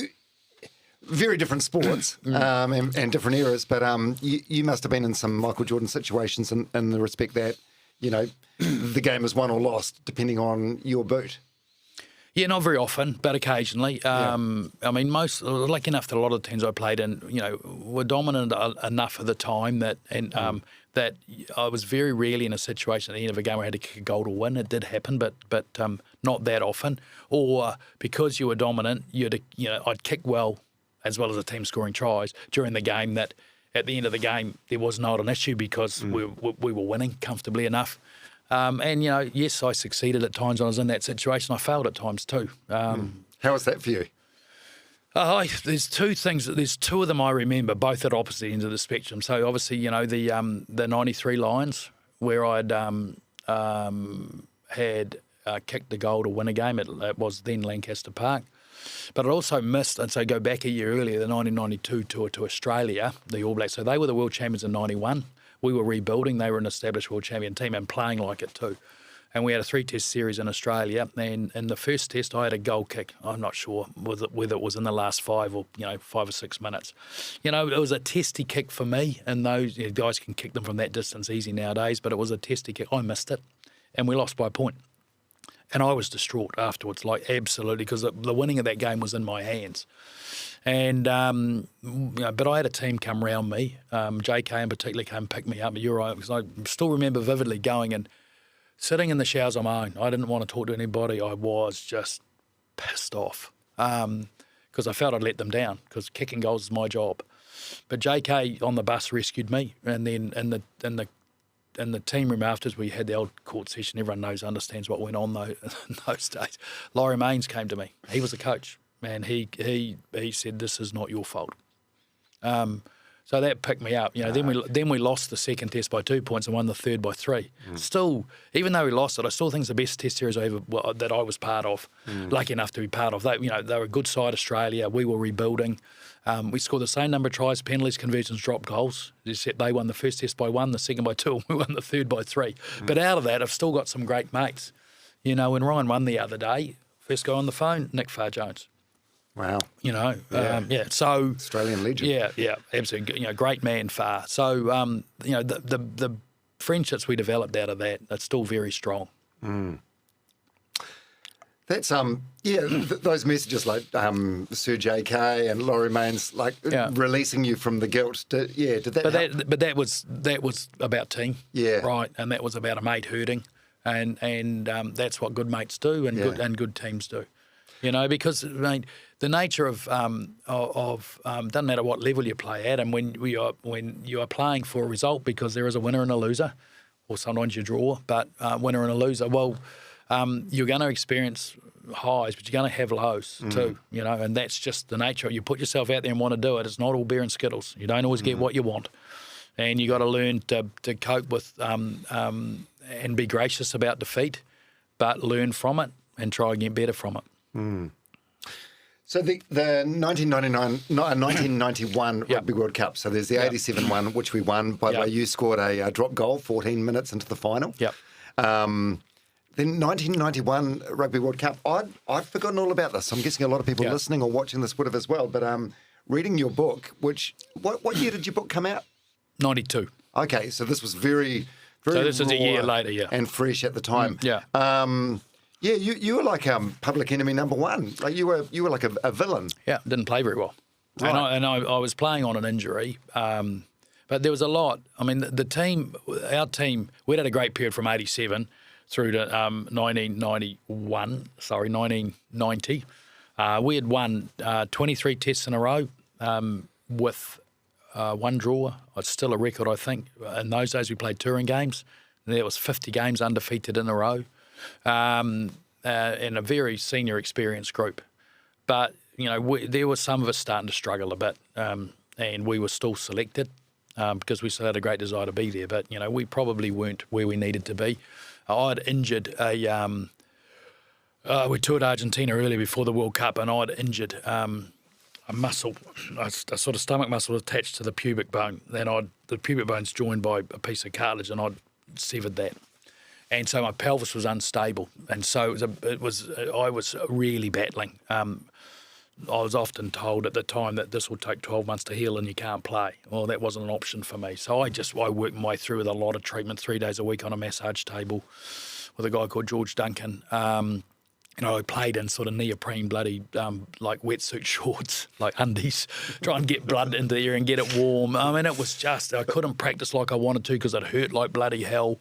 The benefit of hindsight, I should have taken myself out, right? And nowadays you would. But, I got picked and I didn't play very well. The team was struggling. We had Alex was the coach. John Hart was put with him. I still believe the Rugby Now made an error here. They're still both great coaches in their own right. But they should have either endorsed Alex or sacked him. May he rest in peace. But they didn't. They put them together. Two very different people, two very good coaches, but just completely different approaches. So that behind the scenes I don't think helped at all. And the team was struggling. And we played against an Aussie team that was on the up. And on the day, they deserved to beat us, and they did comfortably. I still remember that day that we'd struggled in the tournament. We got to a semi and thought, okay, we can still do this. And I can remember we had a calling system, and it was always towards Michael Jones or Alan Wetton. AJ was gone by then. Michael mainly. So where's the ball going to be? What channel are we attacking? So Michael knew as he pulled his head out where he was going, so he could get a head start. And when I think back now, the calling system was so basic that anyone who was listening could pick it up. Well, Simon Poitevin could pick it up. So everywhere's like, Poito, how the hell are you there? He deciphered our code system. So we just battled, right? And talkback radio was still relatively in its infancy. And, Gary was the captain, so he wasn't popular either. So we copped it. And, copping it for performance is fine, but some of it I think went beyond performance and got personal. Dom, when it gets to a point when you've got a 4-year-old son who's not unaware of what's going on around him, who's saying to my wife, "What's Daddy done wrong?" It's not right. The kid, they shouldn't be. That shouldn't be going on. Performance, yes. Other judgments, just went a bit far. Yeah. Yeah, when you reflect on that now, like it's a long time ago, but like, does it bring it back up and make you feel angry, or is it a sense of sadness? No, it doesn't. No, because I've consigned that to the past. But what is interesting is that I genuinely felt I don't need this in my life. I'm going to retire. But I didn't want to make the decision while I was emotional, because I was very upset that that we hadn't achieved what we set out to do. Upset with myself, pissed off with the narrative that was out there that was, more than what it needed to be. I got that it was going to get some. I just thought it was more than what it needed to be. And people put themselves in my shoes. I defy them to feel any different. It's easier when you're loading the gun and pulling the bullets. If you're the one firing the shot, if you're the one at the other end, it's a different scenario. So I then decided I'm not going to let. I love this game. I want to play with my mates. I'm not going to let the naysayers beat me, and I want to keep playing. Because the decision for me was partly about if I had to play 1 year, I had to play 2 years, because the Lions were coming in '93, and my thought was, well, to be fair to the All Blacks, if I'm good enough and they want me, I've got to commit for 2 years. I can't just do one. They need to be building the new 5'8", have the new 5'8" ready to go by the time I stop, if I'm still good enough to be picked. So that was part of, and I'm glad I did that. And the funny thing is now we talked about it, even in your introduction, so no one's remembering the negative stuff in 91, are they? Yes, we know about it, but the memory, your judgment now is very different, whereas back at that time, that's like they're at you. Nowadays, with time passing and the career as a whole as opposed to an isolated pocket, the lens is different. Yeah, because again, I'd cleanly forgotten about this, but then like, reading your book, I've got a passage here. This is part of your book, a chapter that was written by Adele. Yeah. It's the first chapter of the book. Yeah, which you can tell she's emotional about it when she's writing. Like it's an angry chapter. And it's actually heartbreaking to read as well. Our son Ryan is 5. He loves to hold a ball of any shape or a bat or racket. But may he never have to tolerate such criticism as has come his father's way, and may he never indulge in it at the expense of others. I think you've done well, he hasn't, right? That's right. That too will be part of his education. He has heard comments on radio and they have bewildered him. He asks, why do they say that about Daddy? What did Daddy do wrong? That's when you know it's wrong. It's devastating. That's wrong. How do you deal with this? I mean, I'd argue it's worse nowadays too, because we just had talkback radio and mainstream media. Far out. What are they going to deal with now? No, everyone. And I don't. I mean, my problem. If someone, and there's a lot, and Adele also said there's a lot that went on behind the scenes, away from the rugby field, in terms of giving time with others who are less fortunate than you. You talked about that, the impact that you had on a sick young boy and also some elderly people. Yeah. So, but that's just... No one wants to know about that, though, in the media, do they? No, not really. No. But if we don't tell them about it, they're not to know. So I won't blame it's their fault. The only thing I would say is that, and it happens today, there's a lot of talk about where social media fits now and how negative it can be. I just hate the fact that a whole lot of people hide behind pseudonyms, right? And handles. If you want to do it, you got to. My law I'd make is your real name's got to be on it.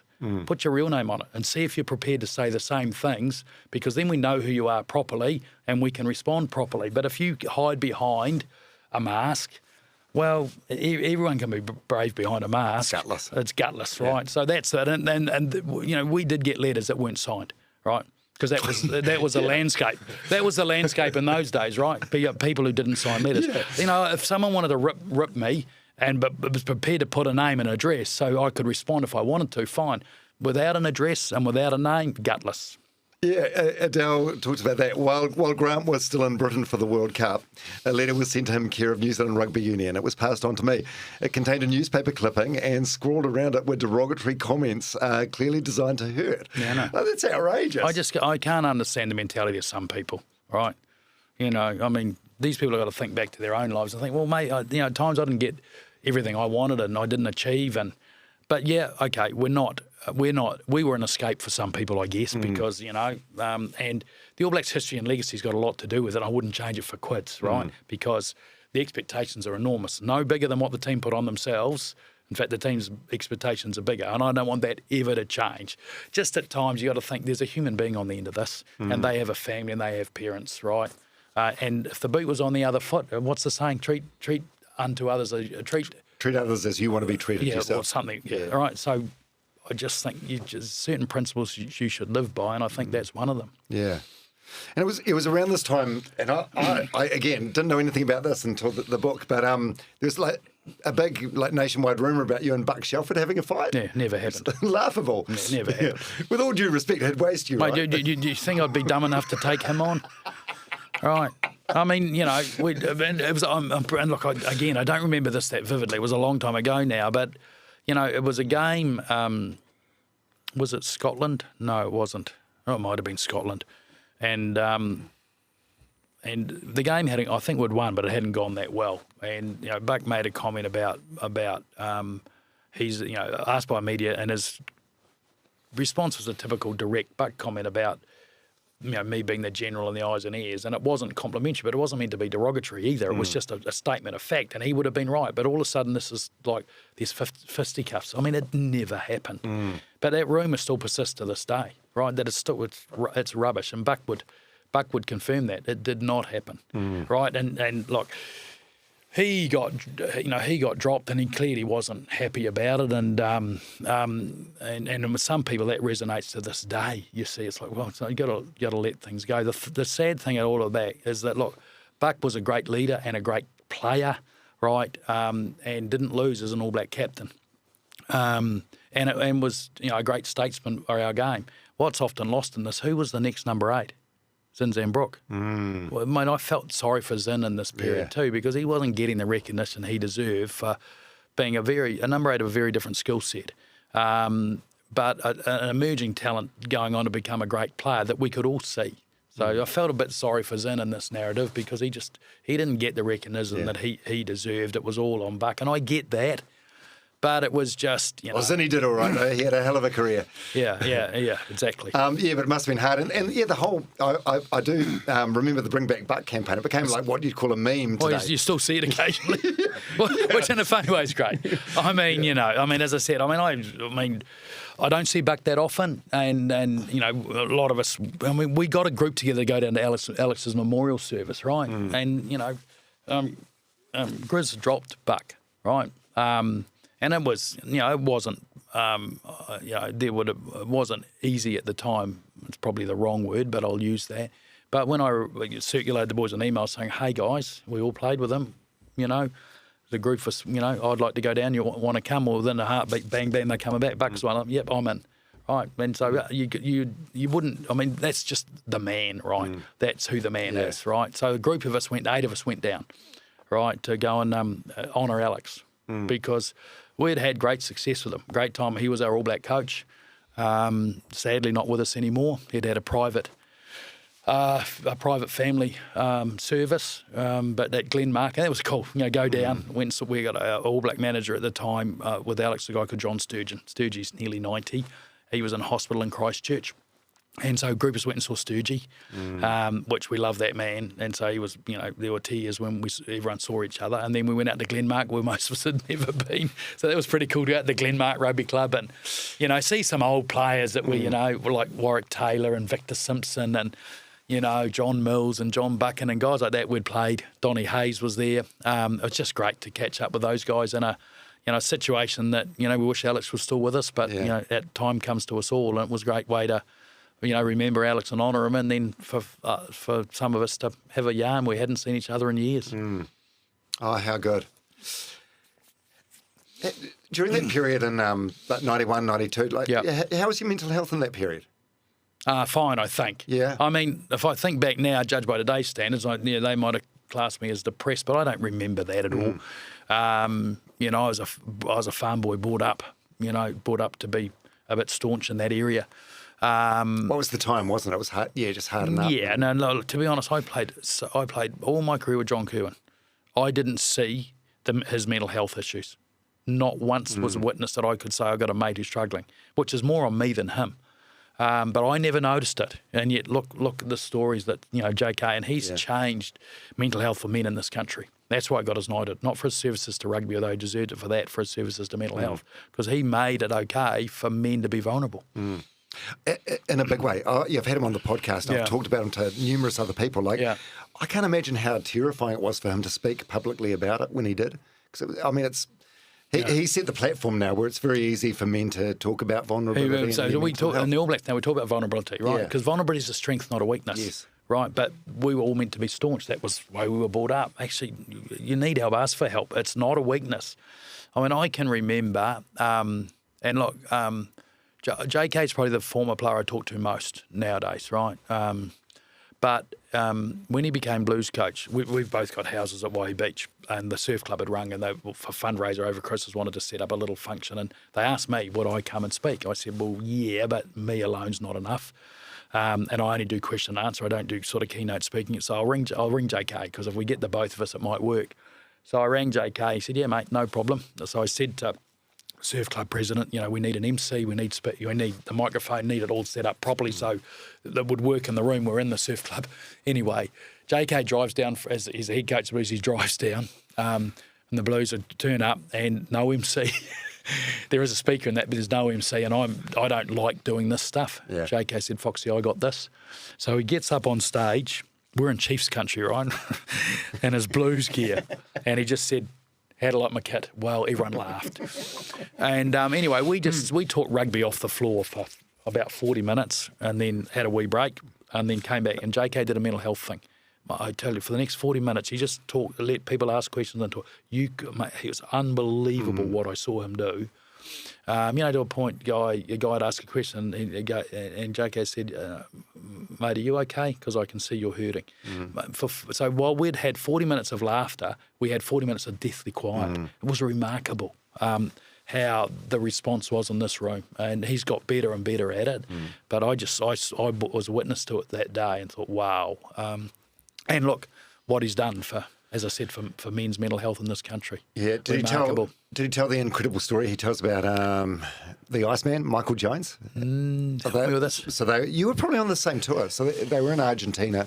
Yeah, I would have been. Yeah, staying on the, I think the 7th floor, he said, of some hotel, and he was contemplating like just diving out the window. I heard this recently. Yeah. I heard this recently. Yeah, it might have been on your podcast. He did. It was a podcast I heard him on. Might have been your one.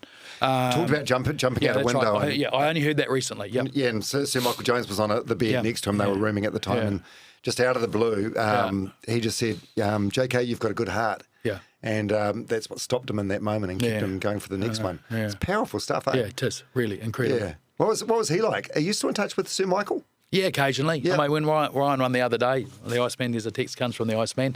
So again, I mean, he's a busy man, right? And we're all busy with our own families and our own lives. But we've all got each other's numbers. And so it's not, as I said, I mean, I ring JK regularly, Gary Wetton regularly, Joe Stanley, JK, AJ, Joe, those guys. They're regular ones, right? And Bernie McHale's got an email circular going that he regularly keeps in touch with the boys. Terry Wright we saw recently, but Terry's been overseas for a long time, but is back now, caught up with Stevie McDowell. I mean, just, nothing changes, nothing changes, but we just all got our busy lives. But so it's cool. It's cool because that closeness is through a shared experience and a bond created from those experiences. And, we're all, and we've got a lot more to talk about. We don't talk about rugby. We all talk about family, because we all sort of know what each other's doing in that regard. And, a lot of us are grandparents now. So, that's the great joy. We can talk about our grandkids. We're not talking about footy anymore. So. Well, I suppose when you get to, if you're lucky enough, privileged enough to get to this stage of life, you realise what's important. And, what reminiscing is fun. But, it's not. No, it's not I mean, it is fun, but it's not. I mean, life, at the end of the day, the family's the most important thing in your life, and that's one of the reasons that ultimately the key reason I stepped away from being involved with the All Blacks in 2022. I think that's right. Where I had, I'm trying to work this out now. 2019, 22 it was. I stepped away because I'd had 40 years of the game at first class level, playing. Done some, media work, television work, coaching, selecting with the odd little break in between, but it was just time, with grandkids, how to spell love to your kids, TIME, same for the grandkids. So just, and for Adele, who I'd taken up so much of her time over 40 years, and we've been together, we've been married for 40 years, it was just, and I just want to be at home. I'm happy. Yeah. I'm happy at home. Go to our beach house, work around home, play with the grandkids. It's simple, but there's just so much reward out of that. Geez, Waihi Beach must be like a hotbed of ex-All Blacks. It is. It's a real hotbed. Warren Gatlin's got a place there, doesn't he? Gatty's had a place there. Smithy lives there. Right, Yeah. Mills has got a place there. Graham Purvis has brought not that long ago, but Purvy's actually a Thames Valley boy lives in Wellington, but a Thames Valley boy by birth. I've seen who else is around there now. Kevin Schuler was there for a while, not there anymore. Jeff Hines has got a place there. Remember him? Played for Waikato. All Black at age 19 from number 7. Hines is there. There's a great little bar there that Bryce Bevan, who's a former Auckland player and varsity player, who's was a prop, and Brycey's done various things, but he's just set up a little bar in the main street, and it hums. It absolutely hums. And Brycey just turns up to work in jandals, shorts, T-shirt and an apron. Spends probably more time drinking with the patrons, and you just got a bit of chalkboard on the bar, and your tabs there, you chalk it up. Oh, that'll be $50. I mean, it's hilarious. It's absolutely. But we all. But often you've seen. I've been in there, with JK, Smithy, Joe, Jeff Hines, me, Millsy, all in the bar together. It's just, I tell you, Bryce Lawrence, the former referee's got a place there. Stevie Dolman. So not Stevie Dolman. James Dolman, the referee, right? He's got a place. His parents have got a place there. So it's not just the players. There's some colour referees have got places there too. Good. Yeah, it's good. It's a great place. Hey, so in 1994, you were on. I watched this the other day on. There's a website called NZ On Screen. You were on the greatest reality show of all time. This Is Your Life. When was the last time you watched that? Just recently. Yeah. Actually, did you? Why? Because we'd had lunch in the December. Dave Morris and I with Lorraine, Marty's partner. And we try and catch up with Lorraine at least a couple of times a year. It hadn't always worked, but we'd got together at lunch, and within a day of that, Lorraine just sent a link through. So that's and because Marty was part of that as well. So I just clicked the phone, and Adele and I we sat on the couch and watched it. I don't think I'd rewatched it. I can remember one Christmas we had a lot of people round, my family around, and some others, and this is in the VHS days. And Adele had put the VHS on. I don't know how this happened. The kids might have been funneling through and found the tape and plopped it on. And there was a lot of people who hadn't seen it. And by this, I mean there was probably 15 or 16 people at our place. And these kids, and a lot of them kids just sat down and watched it because they hadn't seen it. They didn't really know about it. So, which was nice, right? It's a nice memory to have. Big surprise. But yeah, a privilege to be recognised that way. Yeah, and it's I mean, you're one of an elite group of New Zealanders that got to be a guest on that show. It's like due to costs involved and other logistics, it's never going to happen again. No. But it's a wonderful format of a show. Was it honestly a surprise? Yeah. For me, it was. How can you? I had no idea. I honestly had. I was. Well, so as I understand it, there's a lot goes on behind the scenes, right? Because they need need information from people. So a lot of people get talked about, and they are sworn to secrecy. Adele was obviously talked to, and she was sworn to secrecy. I mean, and I remember this now, but at the time, an ad had come on TV about it, and Adele would be saying to Ryan, change the channel. And now it's sort of, I should have worked it out, but I didn't at the time. So Ryan was in on it, but as a 4-year-old, it's like, I know, what was he, 7-year-old, right? How do you do this? Adele's mum and dad knew about it because they were initially going to look after the kids while Adele was on stage. So all of that was all clandestine. And I knew nothing. I genuinely knew nothing. So when Bob Parker came and stood beside me, it was a big surprise. Because I just thought it was a rugby function to honour, a good Auckland all those guys that got together, but there was something else sitting behind it. Do you still have the book, the actual This Is Your Life book? I will have it because I've got a lot of that at home. It'll be tucked away somewhere. It doesn't have front and centre. It's not how generally our household works, but yeah, it's tucked in there somewhere. Yeah, I can gather that about the household. You mentioned something before about Adele not letting you hang up the jerseys. I think she'd be more relaxed about it now, but she didn't want necessarily this taken up, right? But yeah, we have talked more recently about doing it, but I probably won't get round to it. I'm probably just happy where it is, and I think in time that'll be a hand-me-down that maybe it'll be more the grandkids will like it more than when they're at an age where they can perhaps reconcile this. Be more important to them. Yeah. Your memories, they generally sit in here, don't they? Yeah, well, here and here. Yeah. And then the MBE in 1995, member of British Empire. Yeah. It was a huge honour. Yeah, huge honour. Yeah. You get a letter asking. Someone obviously work behind the scenes to nominate you, and you go through a process. And lucky enough, I didn't know about any of that. You just get a letter that you've been nominated, and do you accept? And then you accept, and then you get it. Then you go to and then the ceremony at Government House down in Wellington. So we went down. My mother came down as well as Adele. So that was a really neat time.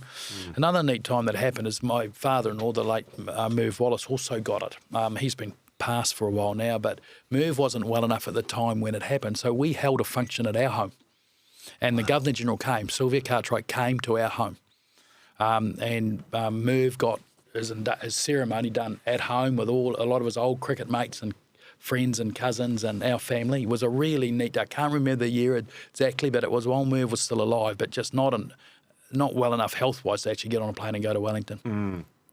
Yeah, did those things in 94 and 95, so This Is Your Life and then the MBE, did that sort of like remove the sting from a couple of years earlier? The sting had gone, Dom. Yeah, okay. I mean, not even thinking about that. I mean, that's, as I said in the start, when you play, it's like a lot of things in life, right?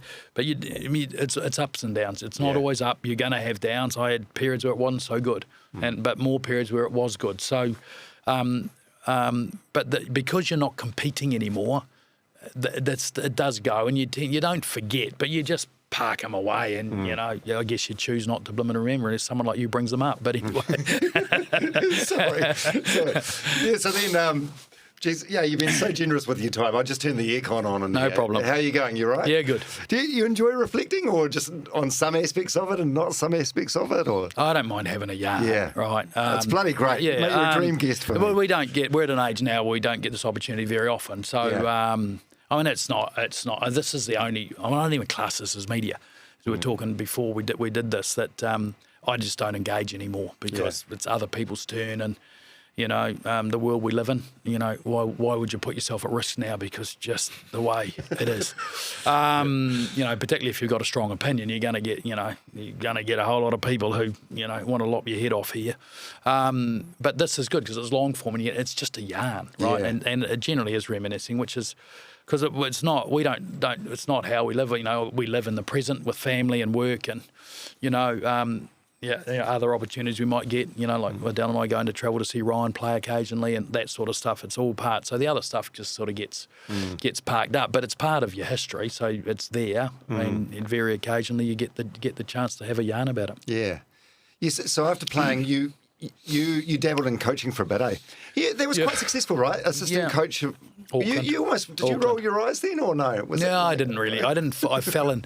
I didn't want to coach, right? I didn't because it was not something I chose. I was running a business, and I'd chosen to stop because Ryan was 6 and he needed to be around, and I was running a business, and it was time for the All Blacks, right? And I needed to be at home more. So there was a number of factors that went into my retirement decision at the end of 1993. But it was just. What was the question again? We're just touching upon your coaching. So you coached for 3 years. I started with Auckland in 1999 coaching. So I'd stopped playing, not that long, but Auckland was seeking a new coach, and I was rung by the CEO and asked to apply. Hadn't even thought about it. But I was running a business and thought I just will take a bit of time, but I can make the time. And this team's struggling, and it's a team I love because I had a lot of success with it.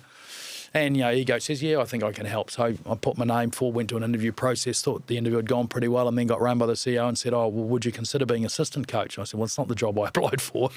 I said, who's the head coach? He said, a guy called Wayne Pivac. I knew Wayne not very well. And I said, well, before I commit, I need to talk to Wayne because I need to understand how we're going to gel. So it became very apparent that it was going to work. So Wayne and I got together, and, we won the championship in 1999. First year together. We had a good side though. We had a lot of experienced guys, so I think we played that. We played off that pretty well. 2000 and 2001 we struggled, but made the semi-finals each year. We got beaten in the semi-finals as we started to have to rebuild a little bit. And then a fella called Henry all of a sudden became available and come back from Wales and wanted a job and wanted to help. And Wayne was, never felt threatened by someone. Just said he was asked, and yep. Absolutely, we can use this man. We won the championship in 2002 and 2003. Would we have won it without Graham? Don't know. But did we win it with him? Yes, we did. Right. So no doubt that was the pedigree of the man and how good he was. But so 3 years out of 5 we won championships, so it wasn't bad. In between that, I had a year with the Blues in 2002, and I wasn't NPC. Auckland was a team I loved. The Blues wasn't. I never played for the Blues, even though it was our region. So I wasn't that. That didn't motivate me, and it was and that was a rugby circus on the road. That's the way I thought of it. The NPC could get home a lot. It was a lot less demanding. At that time, you're going to have to be committed for 7 months of the year. But Rain encouraged me to apply for an assistant coach's role and just said, you just got to show you're ambitious. And I said, well, I don't really want to do it. He said, well, you just got to show you won't get it. Well, I got it because Peter Sloane said, Foxy, I want you. Oh, what can I do? I applied for it. I couldn't say no. And like Sloane was a good man and a good coach, and it was like, but it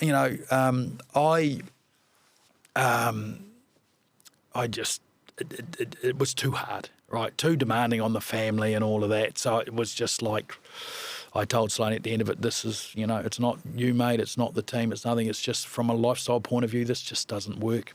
And so I stepped aside, and one of the guys who took my role was Graham Henry the next year, and they won it in 2003. So I didn't want to go coaching. I sort of fell into it, got asked, wanted to help, but it was relatively short-lived. And when I gave it up, it was I remember walking with Graham Henry. I'm pretty sure we were playing Northland in 2003 on Eden Park, morning walk through on Saturday, and I was walking out of the changing room onto the field with Ted. I said to Ted, mate, I'm giving this up. And he said, doesn't surprise me. I thought, not the answer. I thought, I thought he would say, well, why do you want to do that? But he said, no, it doesn't surprise me. I said, why do you say that, Ted? He said, my experience is that the guys who played at a high level, like you did, and go where you've got control, and then go coaching where at times you sit up there in the box and you don't have control. You've done everything you can, but there's not much you can do from that point. It's a real struggle because your influence is more as a player on the field. He was dead right. I struggle with that emotion. I understood the emotional roller coaster, but I struggled where I couldn't be in the middle of it trying to influence it. You'd say as a coach you can, but when you do everything that you believe is right to prepare your team, go and sit in the box, and you'd sit there and think, what the F is going on? We didn't train this during the week. And I struggled with that. And look, the time was too much. It was time. It was just time to go. Are you? Some might say you're a control freak. No. Well, yeah, maybe. My wife would probably suggest that sometimes. But no, I'm more a perfectionist than a control freak. I think. I sort of maybe I have a certain way of doing things, and I expect everything to be done that way around. And the outcome. You get the outcome. Well, you don't always get the outcome you want, as I've talked about numerous times. So, and I needed to get off the emotional roller coaster. In life, that was too hard. I like to live life just drifting along a little hill in a valley rather than a mountain in a canyon. So, it was just time to get off the roller coaster. Did you coach Jonah over that time at all? No. Jonah started in '94. Right. Yeah, God, he was amazing, eh? Incredible. Every time anyone that has anything to do with rugby's on the podcast, I ask them about Jonah, just in case there's a story there. I don't have a story with Jonah other than, when you find out his medical history and think about how that hindered him, but how good he was with it. Imagine what it would have been like if he was completely healthy. Frig, that would have been scary. Yeah. Like, unbelievably scary. How good he could. He was great anyway. There was more in him if his health was 100%, which it wasn't. Wow, think about that.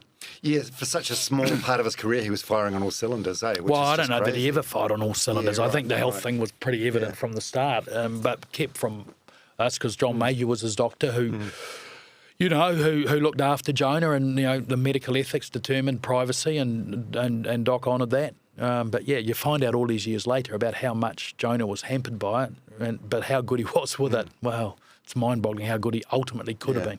Shit, Doc Mayhew, there's another one we lost recently. I know, too many. Too young, 70, far too young. Yeah. Then your next biggest role was the selector. You were a selector from 2012 for 10 years. To the middle of 2022. Yeah. 11 and a half years. That's a long stint. You obviously enjoyed it. And I did. I mean, it was, again, not something I was looking at, just came out of the blue. Again, still remember exactly where I was when Steve rang me as he was applying for the All Black job and just saying, Foxy, shag here. And I knew Steve, but not a hell of a well. It's not a bad impression, by the way. And he just said, mate, I'd love you to be an All Black selector, independent All Black selector. And I was just blown away because not a phone call I expected. Anyway, I went home and asked Adele, and she said, well, you love this team, don't you? And I said, I do. And she said, well, away you go. And I had a real belief in Steve. What Graham had told me, and that there was a real belief. And anyway, I fell into it. Sort of had 8 years with him. Winning a World Cup in 2015. Getting beaten in a semi-final in 2019. So it sort of mirrored my career in a way. And then I was stepping away after Japan because it was just time. The team needed new blood, and I thought they needed new blood and that, but Foz rang me when he was a preferred candidate, and I'd told Foz that he'd asked me if I get the job, mate. Would you come there? I said no, mate. But it's not about you. It's just about where I'm at in life, and I think the team needs a change. And anyway, Foz rang me and said, mate, I'm the preferred candidate, and I need your help for a year, because he wanted Joe Smith, and discussions with Joe were fruitful in terms of Joe would be available at some point. We thought it would only be a year. Well, it turned into 2.5. And Foz just didn't want to he believed in the independence of a select. He just didn't want to put someone else in for a year, and then when Joe comes on, just a guy have a year and get. So it was like, we'll have some continuity. And I love Foz to bits, good man. And so I carried on until finally he got Joe. And what a difference Joe made, He was a man he wanted all the way through. And anyway, nearly won a World Cup, should have won a World Cup. Yeah. Well, as a man that's played so much rugby at the top level, and then been involved in coaching for a little bit, and then selecting, how do you watch a game now? I don't watch much. No. I mean, can you watch it and enjoy it, or if you watch it? And I mean, I get passionate about the teams that mean more to me. And you ride that high and low and get frustrated when things aren't going right. What's that, like All Blacks, Auckland? Yeah, Blues, right. But I can watch, I learnt with the All Blacks, as selector, you watch dispassionately. So even the team you support, you just, when you're in that role, you've got to be completely neutral and dispassionate. So I'd learned how to, I think, do that pretty well. But I don't watch a lot now. One, I don't have much control of the TV remote at home, but it's not that I don't care and I don't love it. And I don't want my time taken up by it. Yes, when the All Blacks play, I'll certainly be watching live. Will I go to the test? Maybe. I get invited along a bit now. I don't go. I live a long way out of town, a place called Beachland. So, that in itself is a mission. It's a good half day by the time we, leave and go and turn around and do anything. It's just, I'm a homebody now. I'm happy to be home. Adele doesn't want to come anyway, so I don't, otherwise I'd be leaving her on her own. We'll go down to a mate's place and watch a game, have a bourbon or a whiskey or a rum, So again, I'm not much of a theatre goer now, but after 40 years of the game taking up a lot of time, my choice to take that time too, by the way, I'm just, I'm stepping back. Yeah, and you seem happy, and I'm happy. Yeah, very. I mean, everything. Do I have regrets? Anything? Regrets? Yeah, you probably have a few. Can I change them? No. So there's no point dwelling on them. What would they be if you had to cherry pick? You don't want to go there? No, not really. I mean, I was. I guess, the back end of my career, I was always demanding of myself. And so the way the teams we played in, we were demanding of each other. People would still laugh with the way, some of the names I mentioned earlier, the way we pushed each other. Like it's like these guys aren't friends. Like we were seriously brutal. But when we walked off the white paint, it stopped.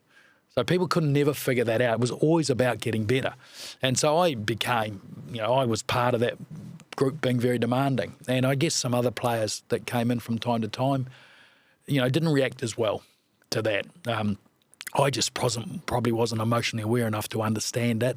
Or maybe one of my mates didn't say to me, hey, mate, with that guy, you can't do that. You got to be a little softer with him. I just probably didn't recognise it because I was a little bit more black and white. So if I have some regrets, it would be around just maybe being a little bit too demanding. I think at the times the players we work with, we help make better. And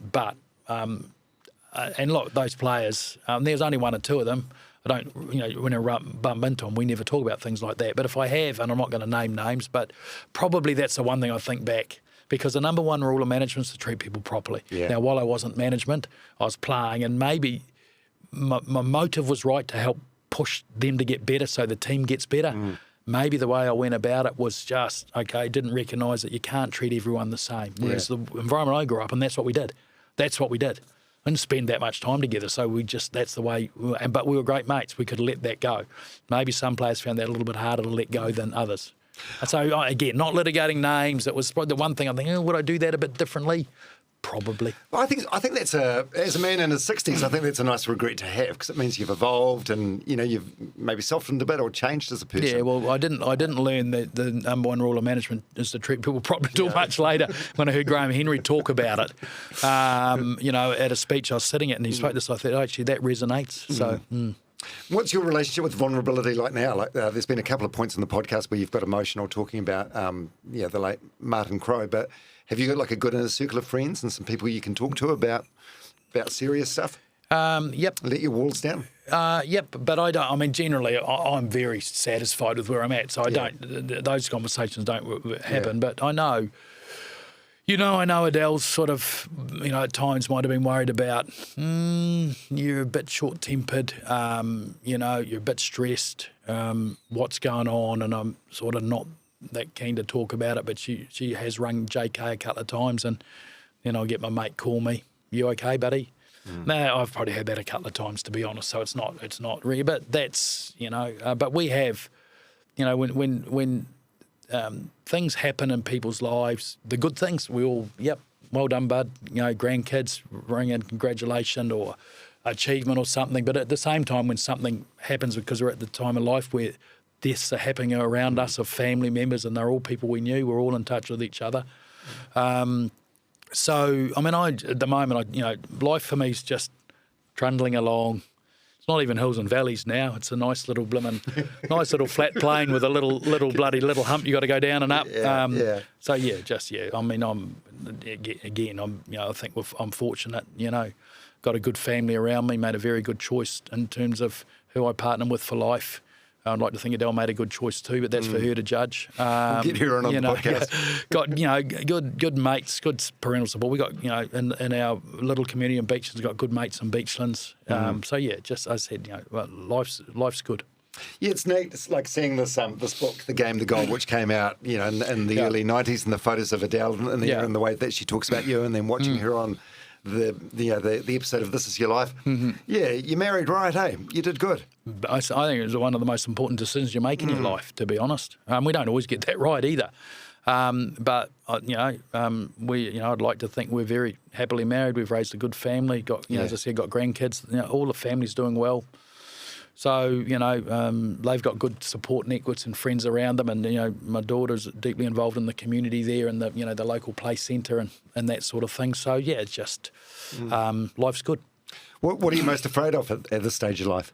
Missing out. So this is about death because it happens to us all. We all have a time on this earth and eventually, I hope I've got a lot of time left. And I'm not worried about death.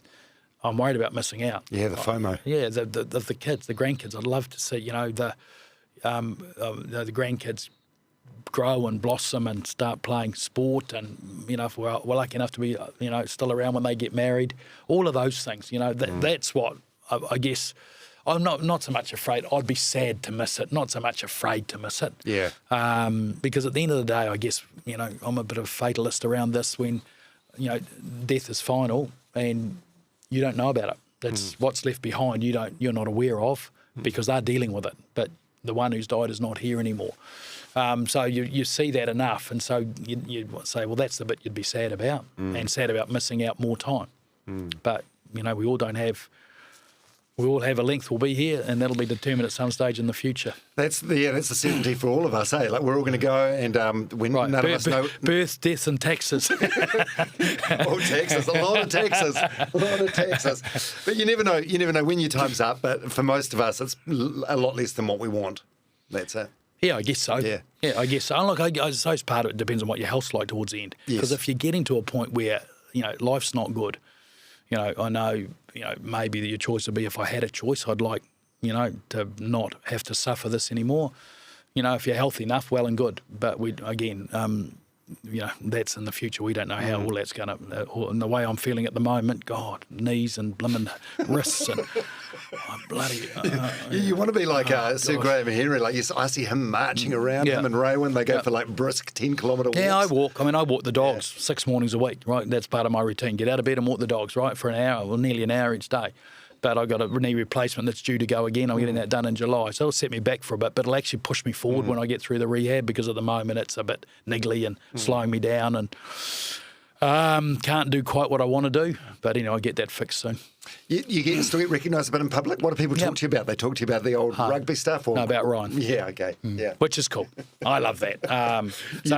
Yeah. Look, if I'm walking the supermarket aisle and the All Blacks have just played a test, you might get someone who will stop you, or someone you'll bump into, right? But it's more about Ryan, which is great.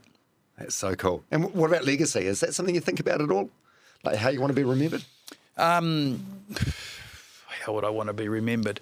Look,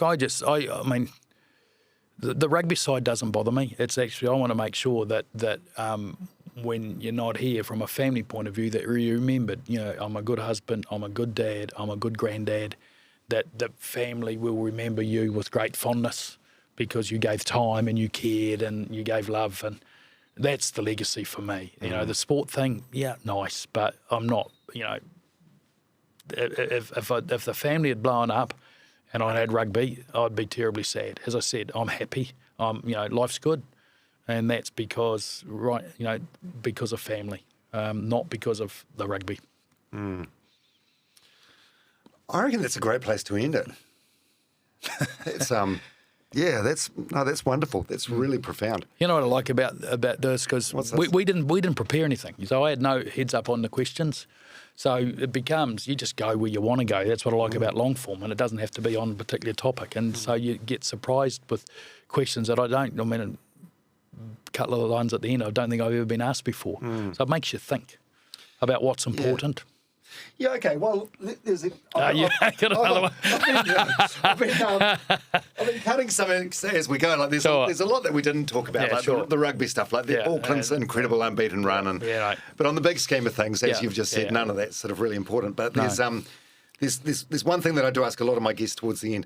So I had this guy, I don't expect you to know the name, I had this guy Dougal Allen on the podcast, part of Team New Zealand, multi-sport races, done some adventure races with Richie McCaw. Yes, okay, yeah, I know who you're talking about. Yep. And he said they, during one of those crazy adventure races, in the middle of the night, Richie came up with like a game for all the teammates to play. And it was, what 3 words would you like? Oh, yeah, I know this game. Yeah, it's not a game, it's like, I know this.